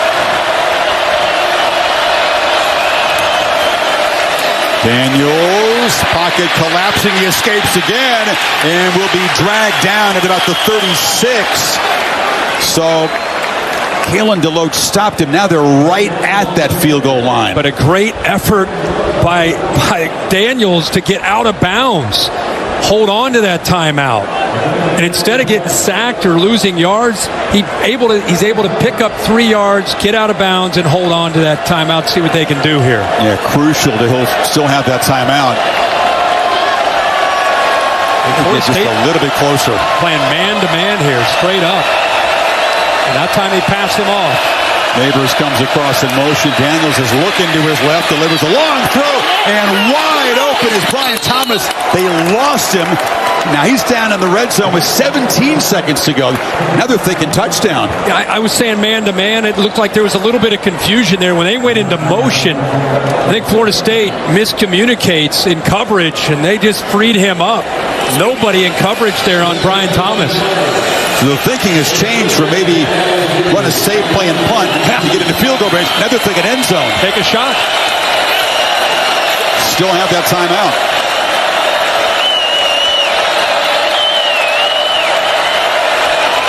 Daniels from the pocket throws, and it's incomplete. Looked like Malik Neighbors might have run out of bounds anyway. Ventrell Cypress, the fine transfer corner from Virginia, in coverage. They continue to bring pressure. Florida State and Adam Fuller, the defensive coordinator, instead of putting a safety over the top to help out the corner, he's leaving him on an island on that last play. If I'm Jaden Daniels and you get that look again, I'd go right back to him. If they're not going to help with that safety, try to take another shot. Let's see what the safety does at the snap of the ball. A lot of trust in Cypress, isn't there? Against Neighbors one-on-one. Got him again. He's looking that way, throws, but miscommunication. He threw it short. Neighbors didn't break the route off. You see Neighbors coming back saying, because there's a little bit of miscommunication. Is he going to throw it back shoulder, or is he going to throw it downfield, depending on where the coverage is of the corner? I don't think they were quite on the same page. Neighbors, I think, wanted that thrown downfield, or he had a shot. Do you take another shot? I mean, that's the matchup you want. Again, this is what Daniels is concerned about. And if he gets that one-on-one, just put it up in the air into that corner. Give him a chance to run underneath it. And do they flinch? No, Florida State spending a defensive timeout after getting a look at it. LSU, Kirk, has lived in the red zone. 5 out of 6 possessions they've got down in here. A couple touchdowns to show for it right now. And how important is this sequence with LSU way backed up? They got that replay reversal, which helped them, saved them some yardage, and find themselves threatening again. Seems like Florida State's defense has been kind of having to come up with a stop all first half. Yeah, and they've certainly done that. I'm amazed that they're trusting their corners on these islands. That's a tough thing to do with the experience that Jaden Daniels has with Malik Neighbors. Neighbors a 1,000-yard receiver a year ago. This guy's elite, and you're leaving him out there. You respect it. Ventrell Cypress, the transfer, he's at 14 starts at UVA, comes over. He's picked up this system very well. But they put him into the boundary, and they trust him on these last couple of plays. They've been able to get away with it. I personally would go right back to him, and again, I'm going to circle it again, if this safety is not coming over to help out. This time, Cypress backs off a little bit on 3rd and 10. Daniels does not want to take a sack here and just throws it away. Clock was ticking down, almost a mistake. Does get rid of it with 4 seconds as Dennis Briggs brought the pressure. Really good coverage downfield. They took it. He initially looked again to his left to see if he could get it to Neighbors. It was taken away.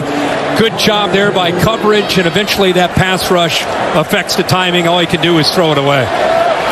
So with the 4 seconds to spare, Damian Ramos comes on to try from 36 yards out. His first field goal attempt tonight. Normally very reliable inside of 40 yards, 8 of 11, and Mike Norvell will spend a timeout, the final one of the half here.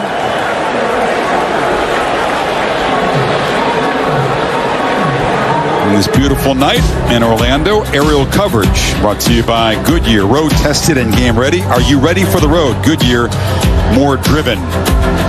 Something about these two teams going head to head. Last year it came down to an extra point. This year we get another close game. Remember, Florida State deferred. They will get the ball to start the second half. How about the clean first half for LSU opening game? They don't have a penalty. They've had the muffed punt. That's the one mistake on special teams. But Daniels and the offense have executed beautifully, and now Ramos will try to give them a 3-point lead at the break.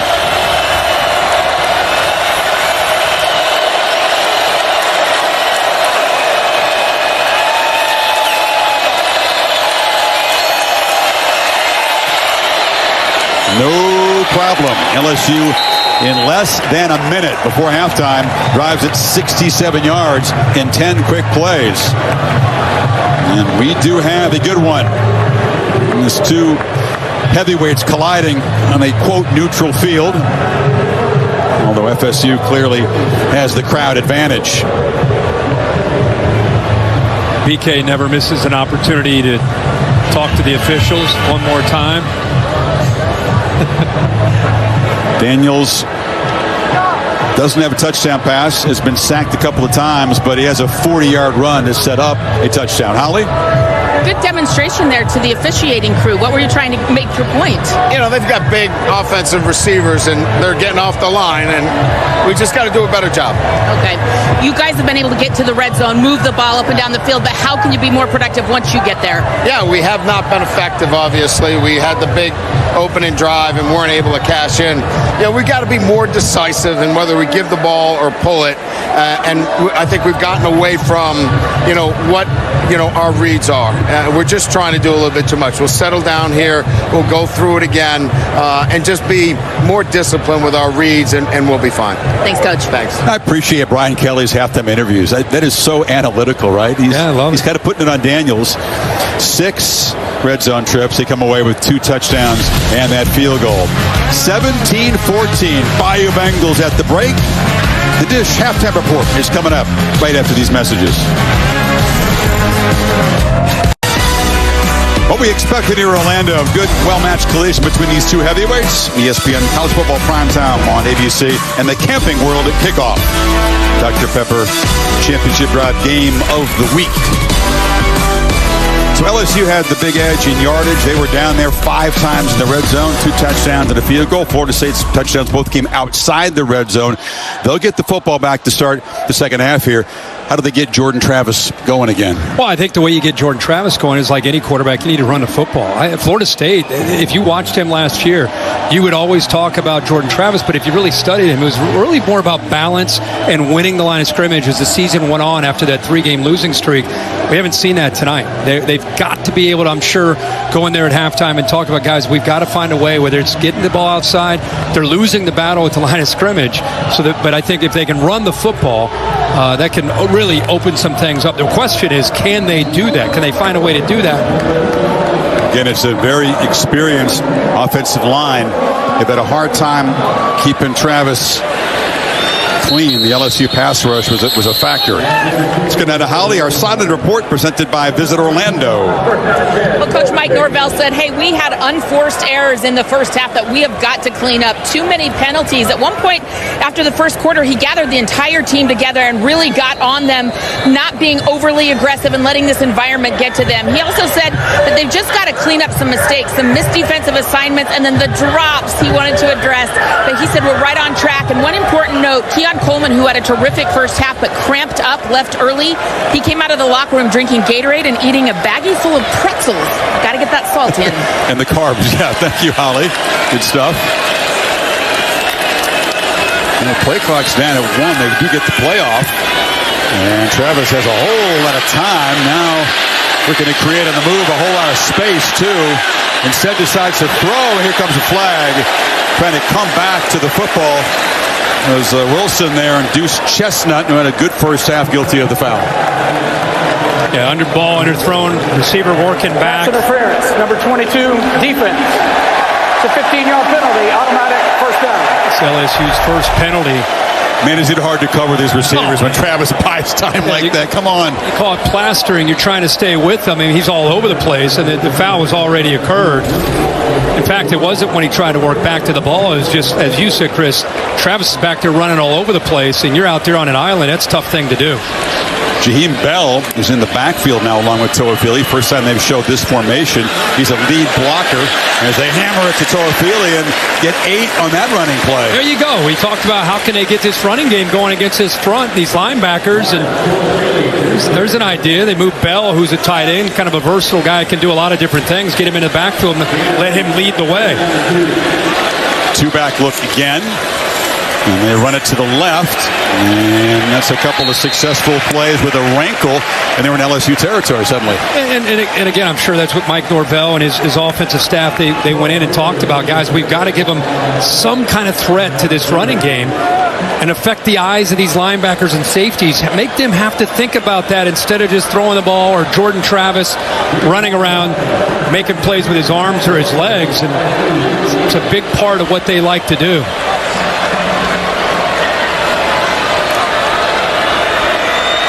And that's Benson back in the game. And third consecutive run, and Benson to the left, kind of runs downhill. Doesn't look like much, but a good push gets him about 3.5 yards. Saw Jordan Travis taking his time. You want to see what LSU would commit to, and he sees these two safeties back. And anytime a quarterback in these kind of offenses see that, they have the check to either throw it or run it. And with those safeties back, they've got the numbers to their advantage at the line of scrimmage. Try to run the football when the numbers are right.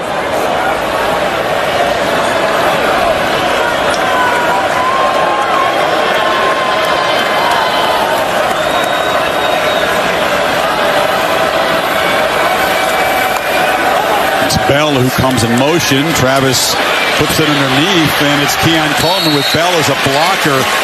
Nice rhythm here for Norvell as a play caller coming out of halftime here. Yeah, and even though the safeties are back that time, because it's just a quick throw, it's an extension of the run game and gives you, again, an idea what Jaheim Bell can do for you. And he's a guy that brought in a lot of fanfare when he came over from South Carolina, had some big games, a game you and I called in Columbia against Tennessee. I mean, he could be a running back, a tight end, a receiver, or a blocker as he led that way and gave him a chance close to a first. He's improved as a blocker, gotten more physical. That's not really what's made his reputation, but you got to do it all. Backward pass. Spahn looking to throw it. Is in deep trouble. Retreating. Now trying to create. Flips it over the middle. And the catch is made by Wilson. Wow. A lot happened there as Deuce Spahn, the receiver, looked like a scrambling quarterback on the play. And it's a heck of a job by the defense from LSU. You see this? They want to get that downfield. It's taken away. So now, right there, I thought he was dead. Somehow he keeps this play alive. He gets away from Jones. I thought he might run it, but instead, how about the athletic ability on the run? Throws an absolute dot for a first down. That could have been a disaster. It could have been a 15-yard loss. Instead, it's an 18-yard gain. They score on this drive. Don't forget that play for highlights on SportsCenter. That was a great play. You know you're thinking, oh no, as a coach when a receiver is running around with the ball in his hands. Those trick plays, usually, if it's going to happen, it happens right away, right? Right. And that's what I said. Alexander, the transfer from Louisiana, he got back there, took it away, and usually a receiver doesn't really know what to do. A guy who's trying to throw a double pass, instead he improvises and keeps saying transfer, the Illinois transfer. Span makes a nice throw. Meanwhile, Wilson has taken the focus off those drops. 5 receptions, all have resulted in a first down tonight. Two-back look again. This two-back look really helping their running game out on this drive.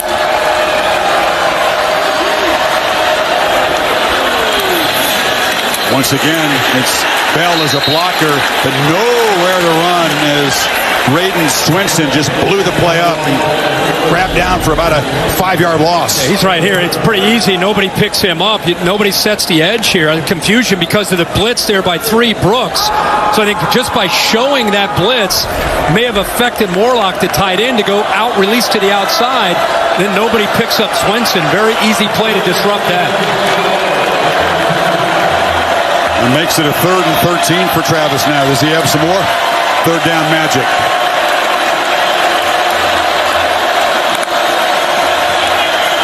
Wilson's in the slot to the right. He's been the third down target. They go to him again. This time he doesn't get quite enough for the first down. Stopped by Alexander at the 15. He's 3 yards short. And here comes the... And they're going to bring that field goal unit out. Positive yards. Good move off the line of scrimmage by the big man. He's able to turn the corner Alexander around, but not able to get the distance he needs for the first down. So they get positive yards, makes the attempt for this field goal much easier. Fitzgerald, a guy who wants to kind of get his mojo back. Last year was the least accurate season that he had in his 3 seasons at Florida State. This is his first attempt of this season from 33. And he knocks it through. So Florida State moves it 60 yards in 9 plays, and we are even again in Orlando. The Tide held on. Now Jalen Milroe takes over that job against Quinn Ewers on the horns. He looked good yesterday. I think Alabama trying to go back a little bit more to playing defense, field position, and running the football. Milroe showing there's going to be an element, his arm, but especially his legs. Good compliment to what they do on the ground. Picked up a fumbled snap and just ran it into the end zone. He's a special athlete. And trying to bring it out here is Aaron Anderson, who had trouble fielding a punt earlier. He'll be stopped short of the 20. So the first possession of the second half for Jaden Daniels, who was able to create 3 explosive plays, one really explosive run of 40 yards to set up a touchdown. It matches the total a year ago. That was a big emphasis for this offense. Brian Kelly said, just not good enough with the playmakers we have and this kind of a quarterback. to not be anything better than average when it comes to explosive plays. Yeah, they need to be explosive, but they also need to play to his strengths. And I know they're working on his pocket presence, and that's important. That's all we saw in the second half of last year. But he's really dangerous when he starts to be able to make plays with his feet. He has been tonight. He's got the ball still, gets in space, just runs right by Jared Verse. As athletic as he is, he could not get the quarterback. Hakeem Dent brings him down. And again, that's what he does. You know, he's able to attack that edge. He's got the option. You see Taylor right there in front of him. If that defensive end goes out too far and an inside linebacker is really scraping from the inside, he can dump that ball to the outside to Taylor, but he had room to run. Chunk of 15 yards. Now looking to throw. Short route. Catch made by Neighbors in traffic, and he's going to pick up about 8. Neighbors not a huge factor in the first half. That's his third catch tonight. Doesn't really have a big play yet. One of the elite receivers in the SEC.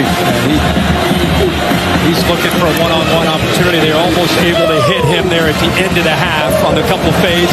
Unable to make that happen against coverage again by Cypress. Second and short. Let's see if they dial up a shot for him. Now it's a keeper. They flip it in the flat. Taylor's got it. Gets a block from Neighbors on the edge and runs with great determination. And now there's a flag on the tackle at the LSU bench by Cypress. Is it another personal foul on the Noles? And a couple of them in the first half in one possession. Verse was a little aggressive over there, and Norvell pointing to his head saying that wasn't a smart play. I mean, he's hustling, trying to make a play, but they pulled it off. But again, I love the play call. I just love to see Daniels. That was a triple option. I mean, that's basically he can hand it off, he can pull it, or he can throw it around the edge. Watch the outside collapse down right there. 44 takes it. They take him away from running, so then he can throw the football. You can't cover all three of those options. One of them's going to be open. Good, quick decisions there by Daniels. Third catch tonight for Taylor. Bradford picks his way for about 4 up the middle as they cross back into FSU territory. The whole night they've been on the move in Noles territory. It's just been about how efficient can they be when they get down there. Yeah, 5 of 6 of their drives have ended up in the red zone. They punched in 2 touchdowns. There's been a few goal line stops and then the 1 field goal. So you're right, they have been moving the ball between the 20s pretty much at will. Comes the loudest tomahawk chop of the night as the Noles partisan crowd tries to make it tougher on this offense. Empty backfield, ball out quickly. Neighbors on the edge, but a very sure tackle is made right there by Jerrion Jones. Not easy to corral him like that in space. No, the only way you can is you react quickly before that ball's in the air. You recognize that they're lined up with 3 receivers. You got to get underneath the block of Mason Taylor, which he was able to do, but really good, quick reaction there. Grabbed that foot and would not let go. Here comes a 3rd and 6. Got Neighbors down here at the bottom, away from the 3 receivers. Daniels took a peek that way and now delivers across the middle, in and out of the hands of Kyron Lacey. Drops a play. Both offenses. Cypress was in coverage, and it's 4th down. Here comes the punt team. Yeah, pretty good job here by Daniels, working all the way back. Puts it right on the money. You could not throw that any better. Worked from the play side, came all the way back. Cypress with pretty tight coverage, but a great throw and a drop. Pretty well-played game for the most part for an opener, but the drops on both sides, something we did not expect. We got some elite receivers on this field. Bramblett tries to pin them back. It's a very high punt, and Coleman comes up and makes the catch at the 17. LSU just 2 for 7 now in 3rd down and a couple failed forks. Take a peek at what they were trying to do. Trying to get the ball thrown to the right there to Neighbors. You can see him looking in. But look at this drop by Lacey. If he catches that ball right there, think about all the room he has to run out this way. It would have been a foot race maybe to the corner of the end zone. I think he knew that. That's why he kind of tilted his head downfield. Could have been. Man coverage and a drop ball. Missed big opportunity there for LSU.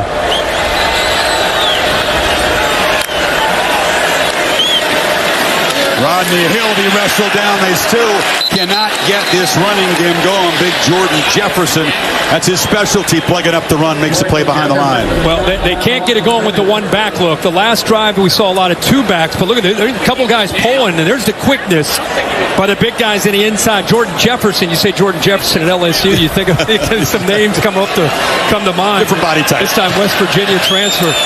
Powerful, that time showing his quickness on that counterplay. Loss of 4. Travis against the 3-man rush at halftime and launches over the middle. Coleman goes up and makes a catch. A beautiful pitch and catch. He beat Chestnut out near midfield. He has made a monster impact in his first game in the Garden and Gold. That's his 4th completion over 20 yards, one-on-one. There's that matchup again against Chestnut.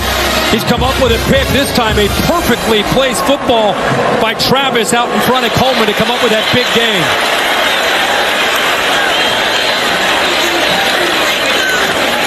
And they hand it off to Hill. Bangs forward. They said, so when you go good on good in the scrimmages, could your DBs cover Coleman? And Jordan said, no, not really. He's hard to guard. And that gets competitive in those scrimmages. Absolutely. Some boo birds coming down because Florida State, you could see them pushing that pile. LSU, the whistle's blown. LSU still taking some shots. The crowd reacting to that. Also thought he never went down. That's what Hill thought. Wait a second. I'm still up. Now Toafili is the back. Pitch it on the edge. And that time, nothing doing. Coleman caught the ball. They had sent a tight end over there to block, but Omar Spates fought through all that stuff. Yeah, really nice job there on the edge of the defense. Spates cleaned it up, but it was the secondary doing a good job of forcing that back to the inside, just taking up, occupying 2 blockers here. Look at that effort right there. Good job by Major Burns, and then Spates comes in. Toafili in motion. They hand it to him on 3rd and 3. And around. Lowers the shoulder. Didn't get there. And now Norvell has a decision. It'll be 4th down and about 2 at the 42. Andre Sam made the play. That felt like a play call that's setting up the potential to go for it here. You know, just can we pick up the first, and if not, how close can we get because we're going for it on 4th down? It had that kind of feel, and in fact, they are going to end up going for it here. It was a big moment. Late stages of the 3rd quarter in a tie game. Did LSU get a 4th down stop this time?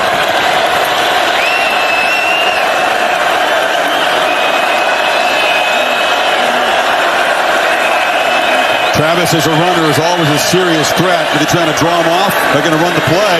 Flips it out, and wide open is Toafili with a convoy. Makes the cut. Still going. Slung down at the 1, but a huge 4th down conversion puts him on the brink of claiming the lead. Well, they brought everybody. Brought Greg Brooks. They had blitz here. This is the key right here. They bring the pressure to the outside. Toafili slips to the outside. There's nobody there to pick him up. And now you see a good effort downfield and a heck of a block by Johnny Wilson. And now playing fast. Just walking in the end zone is Jordan Travis. So Norvell trusts his offense. Beautiful play drawn up, and FSU back on top. And a lot happening there. What a drive, 87 yards in 7 plays. And there's Jordan Travis. Watch this read. Fields it from the backside, pulls that out of there, and ends up walking into the end zone. LSU selling out to try to get to Toafili before he can get the ball. Good job of Jordan Travis feeling and sensing that. Pulls the ball out of his arms and keeps it himself for an easy touchdown. It's the 3rd touchdown accounted for Travis tonight, who is climbing the FSU charts. She's going to threaten a lot of records before this season is done. Knowles back up a touch.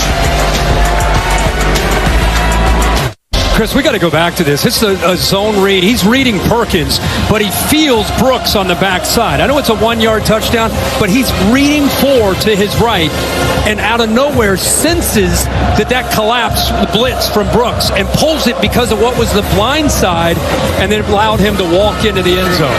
really a rare play by a veteran Brooks quarterback. making the proper play, going for the back and not the quarterback. Yeah, I mean, again, he's not even supposed to be looking at him. He's looking play side and just kind of felt Brooks on that blitz. Anderson wants to receive the short kickoff to be knocked down to the 24. So Florida State's offense, touchdown, field goal, touchdown in the last 3 drives. The All-State Bus here in Orlando with Curtis Wilson keeping us up to speed and stuff. It's your All-State Good Hands play this weekend, hint, hint.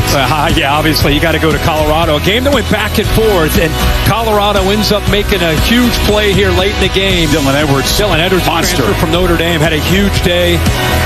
Big day for the entire Sanders family. How about the performance over 500? Geez, I wonder if he can play at FBS. Coming from Jackson, 5'10". Yeah, can't wait to see him next week against Nebraska.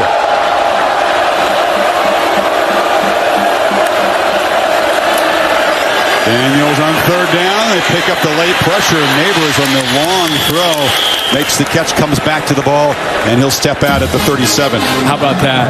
Right hash, the college game. That is a long throw from the right hash.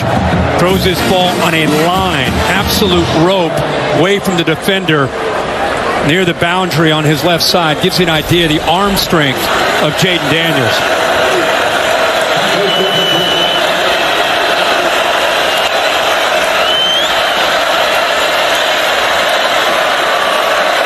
Knowles bring pressure again. Daniels cannot escape this time. Reaching up and grabbing him was Dennis Briggs. The big fella wouldn't let the quarterback go. They're bringing pressure here. They're locking up, playing man-to-man, and when they do that, you got to get home to Daniels. If he gets out of there, he's going to have a lot of room to run. What an effort there to just hold on by Briggs. You appreciate the strength, folks, of what it took to do that. You're on the ground. I mean, Daniels is a powerful runner. He just wouldn't let him go. 4-yard loss.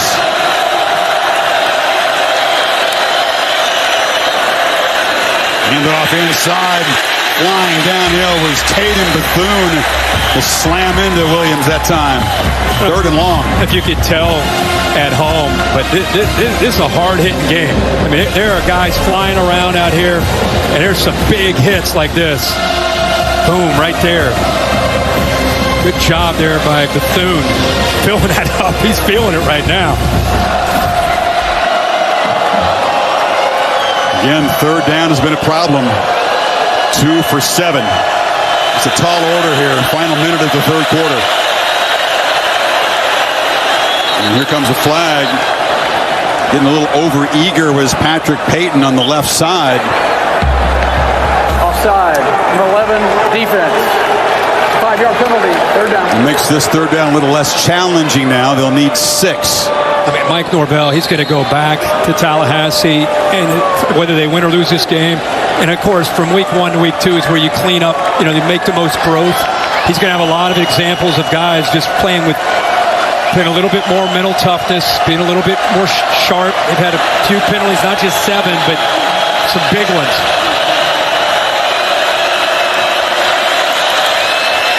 They pick up the pressure. Daniels gets it out. Mason Taylor makes the catch. That penalty was big. That's what I was going to say. I mean, it's the penalties that they've had that have cost him. You go from 3rd and 11 to 3rd and 5 or 6, and you throw an out to a big tight end like Taylor, he's a tough matchup because of his athletic ability, and he's 6'6", 255. Jason Taylor's son made the big play last year against Alabama. A year older, he is dangerous. Seconds ticking away. Will they get the playoff? They just do. Last play of the quarter. Daniels takes a downfield shot. Oh, and wide open was Brian Thomas. Had to wait for the football. Could not make the catch. He just got lost in coverage. Again, when you play man-to-man, whether it's a matchup zone or man-to-man, there's just nobody out there. Thomas leaves him alone. Watch 20. Just kind of has his eyes on the quarterback. He falls to the inside with Lacey, leaving nobody there to the outside. And the Noles, very fortunate. That's not a huge play for LSU. If Brian Kelly asks his receiver what happened, End of 3 in Orlando. Back after this message and a word from your local ABC station. 4th and 2. What went into your mind to make that tough decision that paid off in a touchdown? You know, we felt good about our call. Obviously we were on the field. Confidence in those guys being able to execute and, made a great play in that situation. You just called your entire team together to start this 4th quarter. What was the message you delivered? You got 15 minutes, man. Go put everything we have on the line. We got to make sure we're playing smart. I mean, guys are playing hard, playing with passion. We just got to make sure we're playing smart and not having any foolish penalties. Let's go finish this thing. Thanks, Coach. Thank you. Well, he'll be thrilled. He looks up and sees Renardo Green makes the pick of Daniels and scoots down the sideline, sets up the Noles at the 25. Yeah, Neighbors just falls down here, and a good job of stepping up in front of that. Told you that battle would be going on all night long. Green wins this one. Neighbors slips, loses his footing.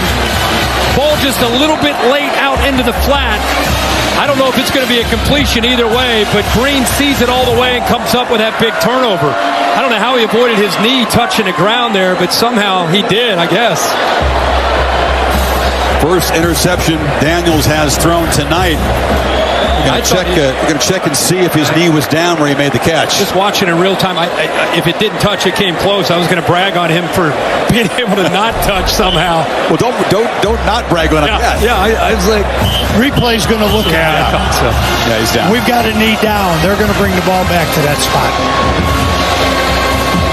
See Neighbors down on the ground looking back, and there's the knee down. Bill, you do want to err on the side of the official letting the play go, right? In case it didn't touch down, you want to give him a chance to make the big return. Yeah. But clearly that's what replay's for. We say if you know the call, you make the call, but if you have doubt and you're not sure, leave it alone. You can always bring it back.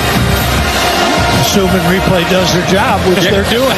Can't bring the throwback, though, for Daniels, and FSU's going to have possession here, and their offense has been on a roll.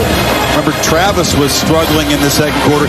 He got his rhythm back just before halftime, and this half, 5 for 5 throwing the ball for 98 yards. This ball is going to be moved back. After review, the defender's knee was down with the ball at the 43-yard line. Forced down, Florida State. So it cost them about 40 yards, but they're still set up in good field position. Ball and lead now. And Florida State has a lot of momentum, not only because of the pick, but the last time Jordan Travis was out here. Remember, look how close they are to their own end zone. Hit a huge throw downfield, put it right on the money to get that drive going to Keon Coleman. And then just putting it out to the outside.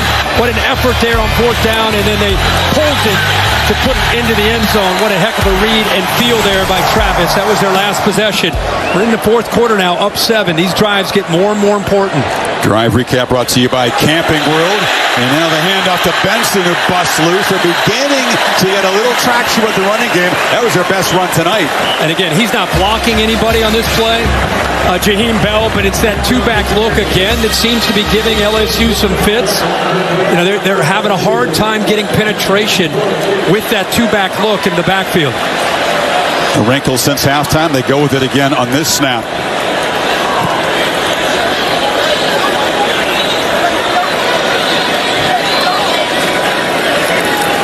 Benson again. Runs through tackles. That's what he does. The first guy there rarely gets him down. To average more than 4 per carry after contact is big.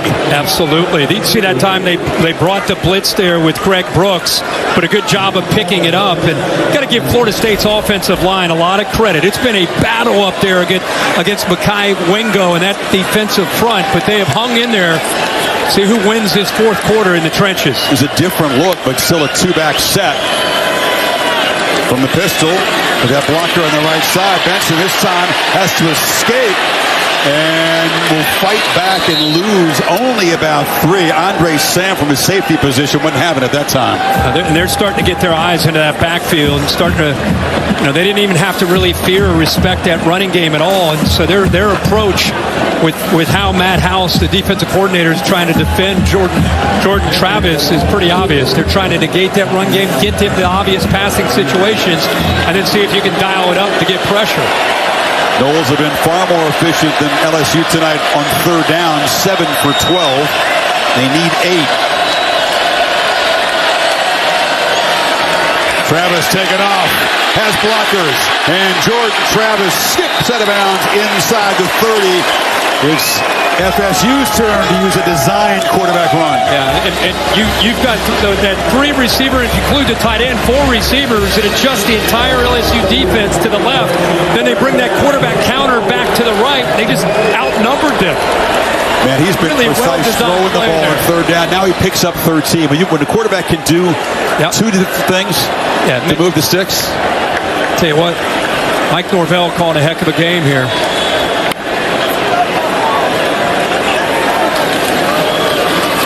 And they flip it to Coleman, who's running the crossing route. He makes a nice little cut and picks up a chunk before Savion Jones brings him down.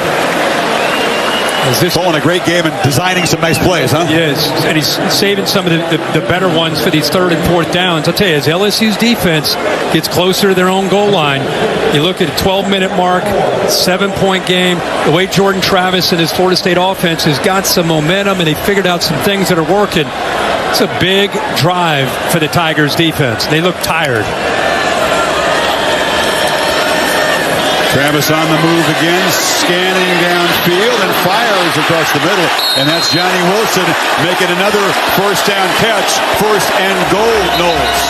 I can't figure Johnny Wilson out. He drops a couple easy ones, and we have an injury to Andre Sam, but drops a couple easy ones, and he makes the tough catches. It's a good job looking back, rolling out, eyes downfield, and then having a chance because of the accuracy of the ball to get down to protect himself, to be able to get that ball into his arms and lower his shoulder before Sam hits him. There's 14 on 14 right there. It's a big man that Sam had to hit. You know, that will give LSU a chance to catch his breath on defense against Duke, Wallace Wade. They figured to have a lot of Tigers fans there. But get a chance to see Garrett Riley, the new play caller, coming over from TCU, Kate Klubnik, Riley Leonard, who's a heck of a dual-threat quarterback in his own right from Duke. Incidentally, DJ Uiagalelei today played against San Jose State out with Oregon State, ranked 18th, 20 of 25 for 239 and 3 touchdowns. A big day. Telling you, Pac-12 is loaded. Add Oregon State to that conference this year, too. They're dangerous. See what Klubnik can do against Duke. Now, here's a big sequence. Seminoles trying to extend this to a 2-touchdown lead. They have a first and goal at the 9. Toafili, nowhere to run outside, cuts it back inside. Looks like Andre Sam is okay. Trainer's looking at him, but that did give LSU, and you said their defense was really getting worn down, a chance to get a breather. Nice to see him with the helmet back on. Helmet is on. Good to see that he's okay. Transfer coming. He spent 5 years at McNeese State, Marshall last year, 7th year of college football. And what a player that they think could be very valuable to them back in the back end of that defense. See what Norvell is thinking about here from the 7-yard line on second down. He's got a lot of options, that's for sure. Travis from the pocket, long looping throw, and now man again. Keon Coleman has a hat trick in his first game with Florida State. The ex-Spartan, why he was so coveted out of the portal. Serious weapon in the red zone. And a really good ball here by Travis. Recognizing the matchup, Coleman 6'4", can go up in the air being a basketball player. Really good instincts. Chestnut, who's had his hands full over there, the Syracuse transfer, 5'11", puts it up in the air and just lets Coleman adjust back to the ball. And an easy pitch and catch there for the touchdown for the Noles. We said both teams had added to already strong rosters beautifully in the portal. Some people think that Norvell and Florida State played the portal game better than anybody. Maybe except for Coach Prime. Yeah. State grad. Right. I'm not the same. Well, so Jordan Travis, 3 touchdown passes, all of them to his new buddy Keon Coleman. Mike Norvell says that's what we expect from number 13. It's a 2-touchdown lead. Jordan Travis is on fire, 11 straight completions. How about 76% of your passes for 298, 3 touchdowns and a pick? Remember that one back-to-back series? We wondered, hey, boy, a couple throws are uncharacteristic, and he's certainly bounced back from that. Yeah, very nearly threw a pick from his own 1-yard line. Yeah. Lucky to get away with it. Clayton will let it go. So some urgency now for Daniels, down by 14. Can't wait for this one. I'm told, 40,000 extra folks. Greg Sankey, SEC commissioner, talking to him on the field. Yeah. Pre-game, it's going to be quite a scene for game day down there. And then, of course, inside the ballpark. College Game Day will be at Denny Chimes, getting you ready for not just that matchup, but talking about all the big games. It'll be a lot of fun to get that. And then, of course, you and I and Holly have a chance in our crew to be in there to call that game.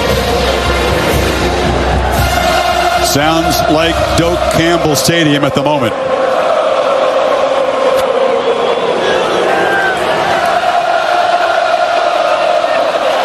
Dragged down is Bradford. Gilbert Edmond, one of those reserves, rotating in off the end. Just a miscue there up front.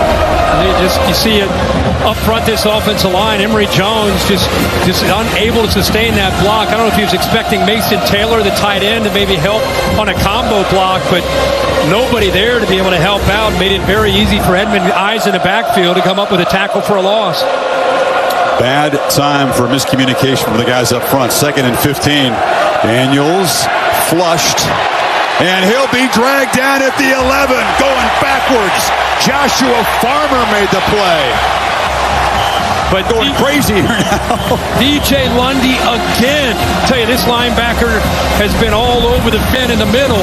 Watch him move and flush Jaden Daniels. This whole game is about trying to keep Daniels in the pocket. And that time they're able to flush him with both to the left and then to the right. Florida State defense and crowd can smell blood here. 3rd and 22. A whole new bunch of Seminoles came on. It was like a hockey line change with his pass rush down. Long throw. Catch by Thomas. He's got a long way to go. Get nowhere near the marker.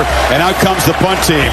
FSU up front, taking advantage of the miscue you said in first down, and momentum just built after that. Yeah, a big focus for this defense is being better on 1st and 2nd down. They picked a great time to do that. And that first down play, the 5-yard loss, set them up perfectly to get off the field. Full voice, this Florida State crowd. Came in as underdogs in this game.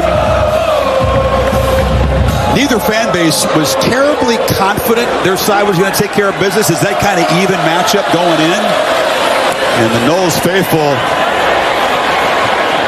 loud and vocal. That punt was dangerous. Came close to bouncing into a Florida State player. Rolls dead at the 43. 8 minutes to go. Travis back to work. 36-yard punt. By 2 scores, dominating after halftime. Would love to chew on some clock, but Noles fans can remember what happened a year ago. It was 24-10 in the 4th quarter, and that ended up being just that 1-point game with a block extra point. Again, the 2-back set that's been so effective getting the ground game going here in the second half, and picking his way through is Benson, and just powering for a 12-yard gain into LSU territory. We talked at halftime when we came out. We said, what could get Jordan Travis going? And we said, like any quarterback, we said a running game. And it's exactly what Mike Norvell and his offensive staff have committed to. Travis has made the explosive plays. He and the receivers getting a lot of recognition. Keon Coleman's had a big night. But if you're a Noles fan, you got to be really excited with this veteran offensive line, the adjustments to this 2-back look, and how it's opened up their running game. Talked about Jaheim Bell, so talented. He can do a lot with the football, as he did at South Carolina. He's been helping as a blocker tonight. Only 1 catch, but he's made an impact in the game in this 2-back look. And now it was going to be a receiver, although he wasn't looking for the football. Travis just throwed it into the ground. Holly?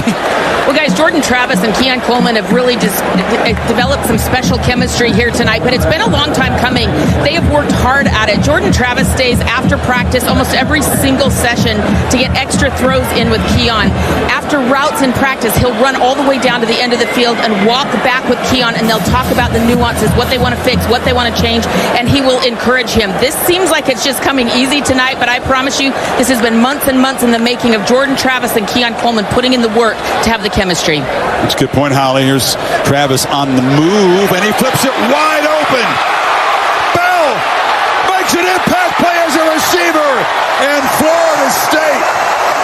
have just stuck the dagger in LSU. We said he'd been a blocker, he'd been a decoy, but he's so capable of that kind of play.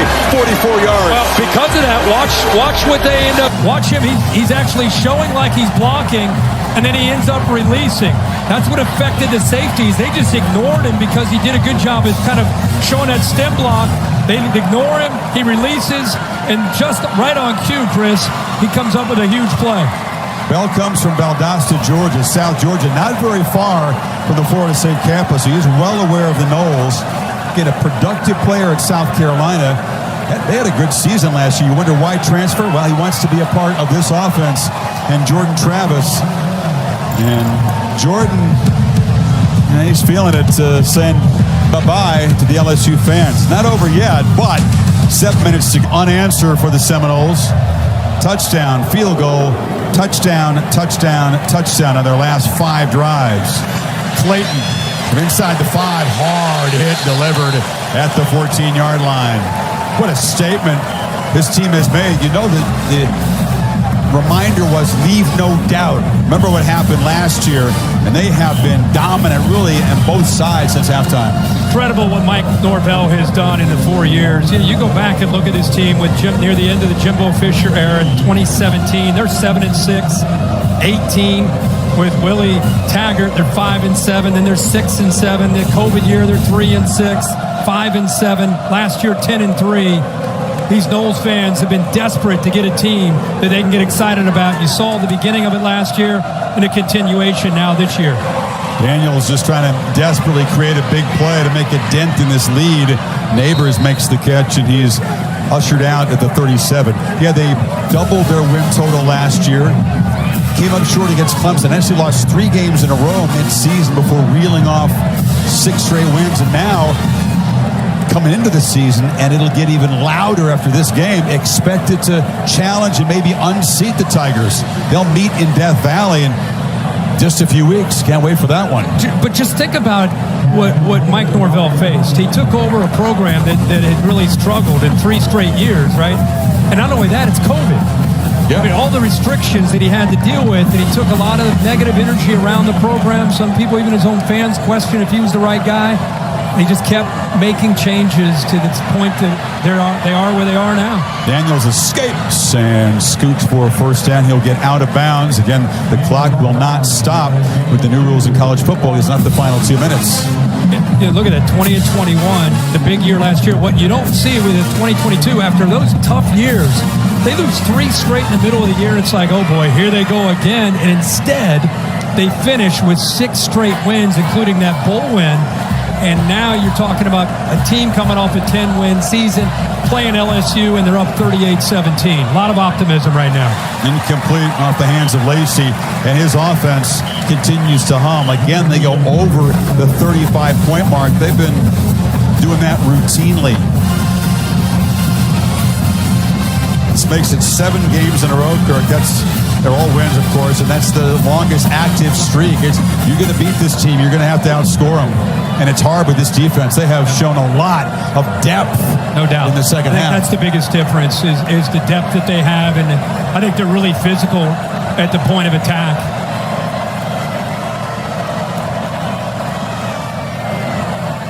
Daniels is going to be dragged down after a short gain.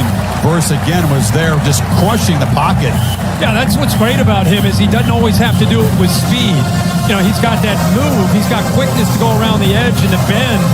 But that time he just used short power that time to push Will Campbell right into the quarterback.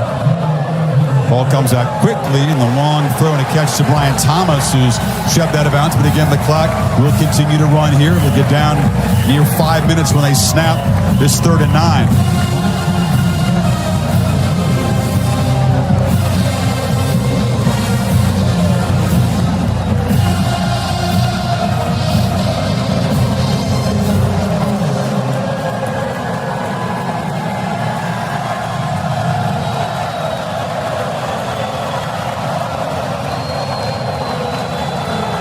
Fourth down and 4. Daniels flips it across the middle. Catch made. No first down. Lacey stopped by Tatum Bethune, and the Noles get yet another turnover on downs, and that should do it. What instincts there by Tatum Bethune. He and DJ Lundy have played incredibly well in the middle of this defense. He lets that receiver go by him, heads on his swivel. He sees that crosser underneath. And then that closing speed, Florida State fired up to know it more likely just secured victory, getting the LSU offense off the field. Defense has done a good job. And credit Adam Fuller, the defensive coordinator, before say good job on third down, and then the fourth down stops have been enormous here. That one just about turning out the lights on the Tigers. They like their linebackers. Kalen DeLoach, DJ Lundy made an early play. Bethune, Jurian Jones, Greedy Vance can come down from the nickel and contribute too.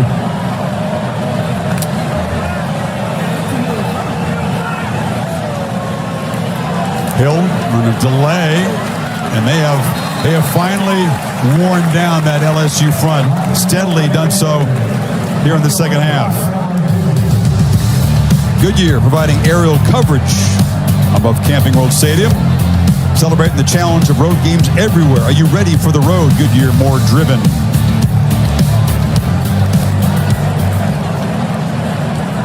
Southern Miss up next for the Seminoles. That's their only September home game at BC, followed by at the Clemson Tigers, the nemesis. They've beaten them 7 times in a row. Face mask, number 4 in the defense. 15-yard penalty, automatic first down. It's on Harold Perkins, who's had a quiet night. I think he's capable of wrecking an opponent's offense. Didn't do so tonight. And I think for LSU, I mean, it's the first game of the year. You take a risk when you play these kind of games. I think what's important is you have 11 games. You're going to learn from this loss. You're going to continue to improve. They have Grambling State coming up. They have Mississippi State. They have Arkansas. Those are their next 3 games. They got to go back to the film room. They thought they'd come into this game, they'd be able to win this game. Now you lose it, you readjust, recalibrate, learn from it. You got a good football team, can still have a very, very special year. That'll be the message. But with a 3-point halftime lead, just got completely out of hand. FSU more physical, just banging around, bullying LSU here in the second half.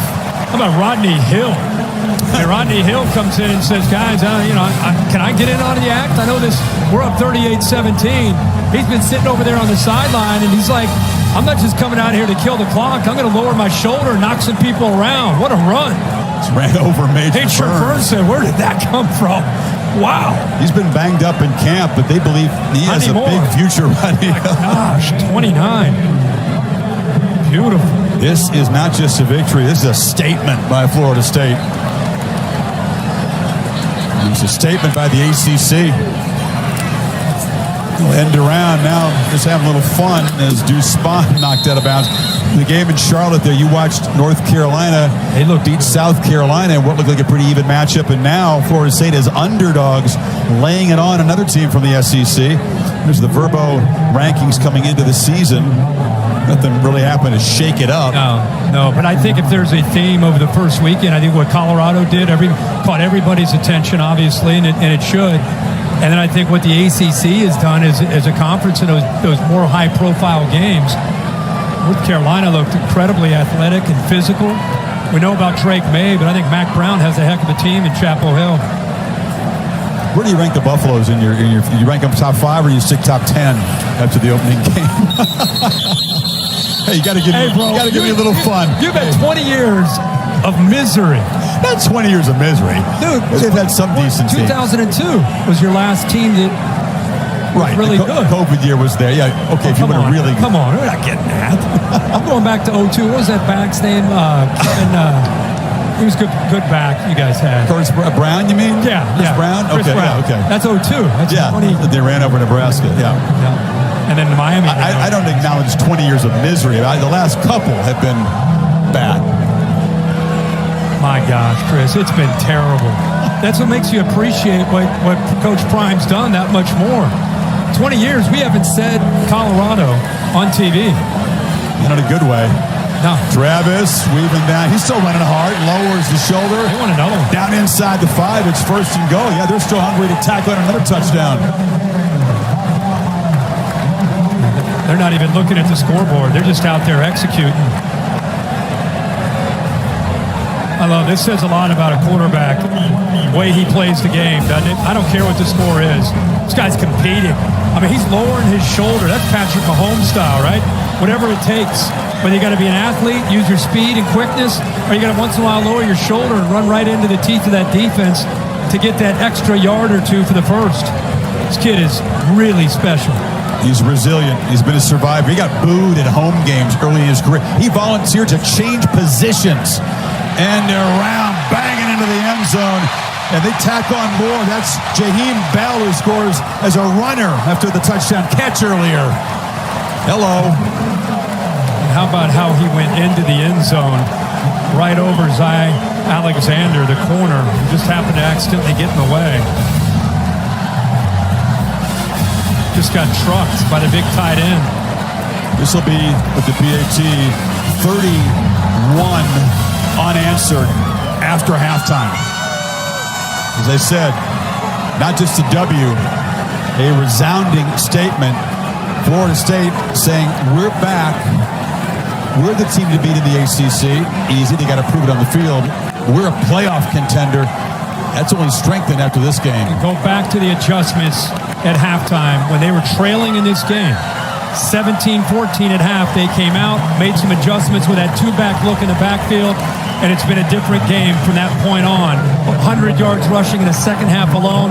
There's 24 Alexander kind of getting in the way, and Bell sending that message. It's been that kind of night, that kind of second half for the Seminoles. You're not supposed to go in against an LSU team and maul them physically.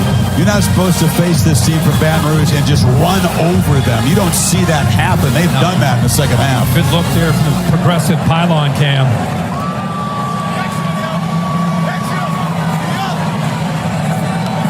There's going to be an energy and a buzz around this program.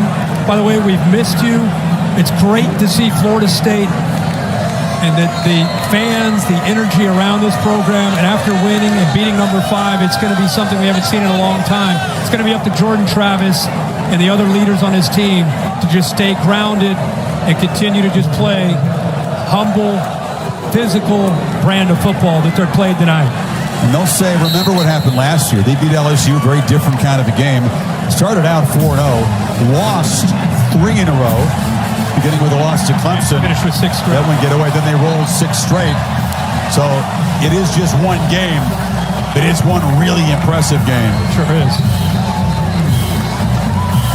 Yardage edge after halftime. 285-92, 285 yards offense against LSU in a half.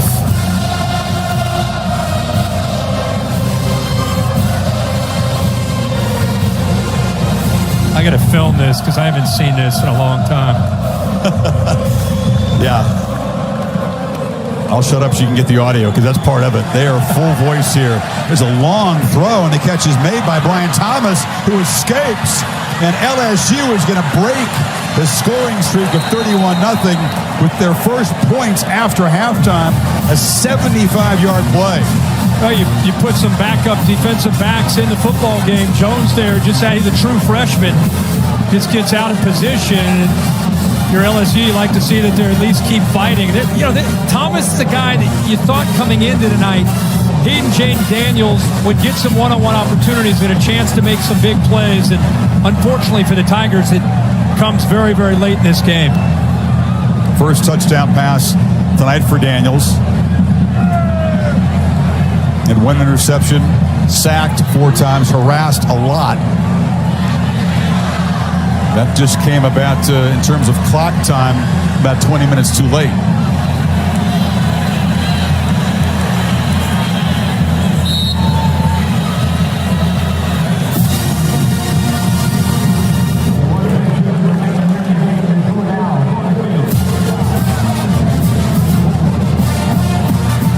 Quarterback duel, these guys, as Holly alluded, the work ethic. There's so much to admire about the way they go about their business, not just what they can do on the field. We've seen their talents, we knew about that, but when you hear the coaches and their teammates talk about what kind of teammates and leaders they are, and despite all the experience, still going to work every single day to get better. I really appreciate both these quarterbacks. Yeah, absolutely. And a lot of times when you get all the attention, it challenges that aspect of your game, and it's good to see both these guys have the maturity. Jay Dam's going to have to be that guy. They said he's really grown in that area, and he's going to have to be able to look everybody in that locker room tonight and this week and get them to realize there's still, such a long way to go.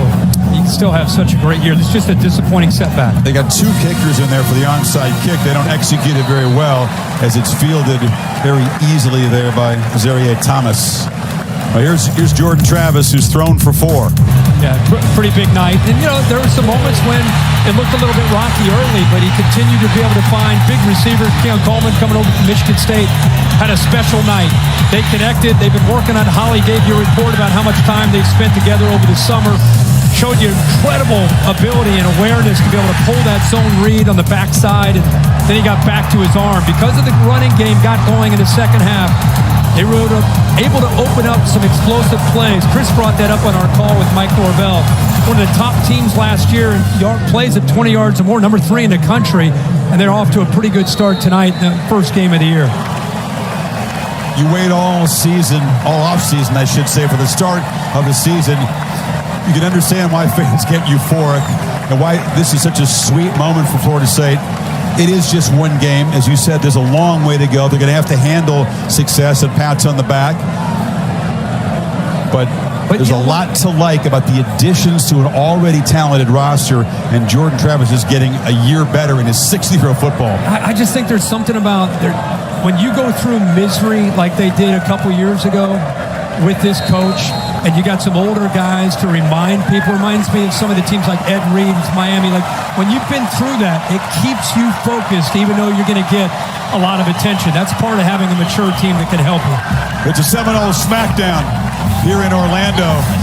They still have never lost in this city.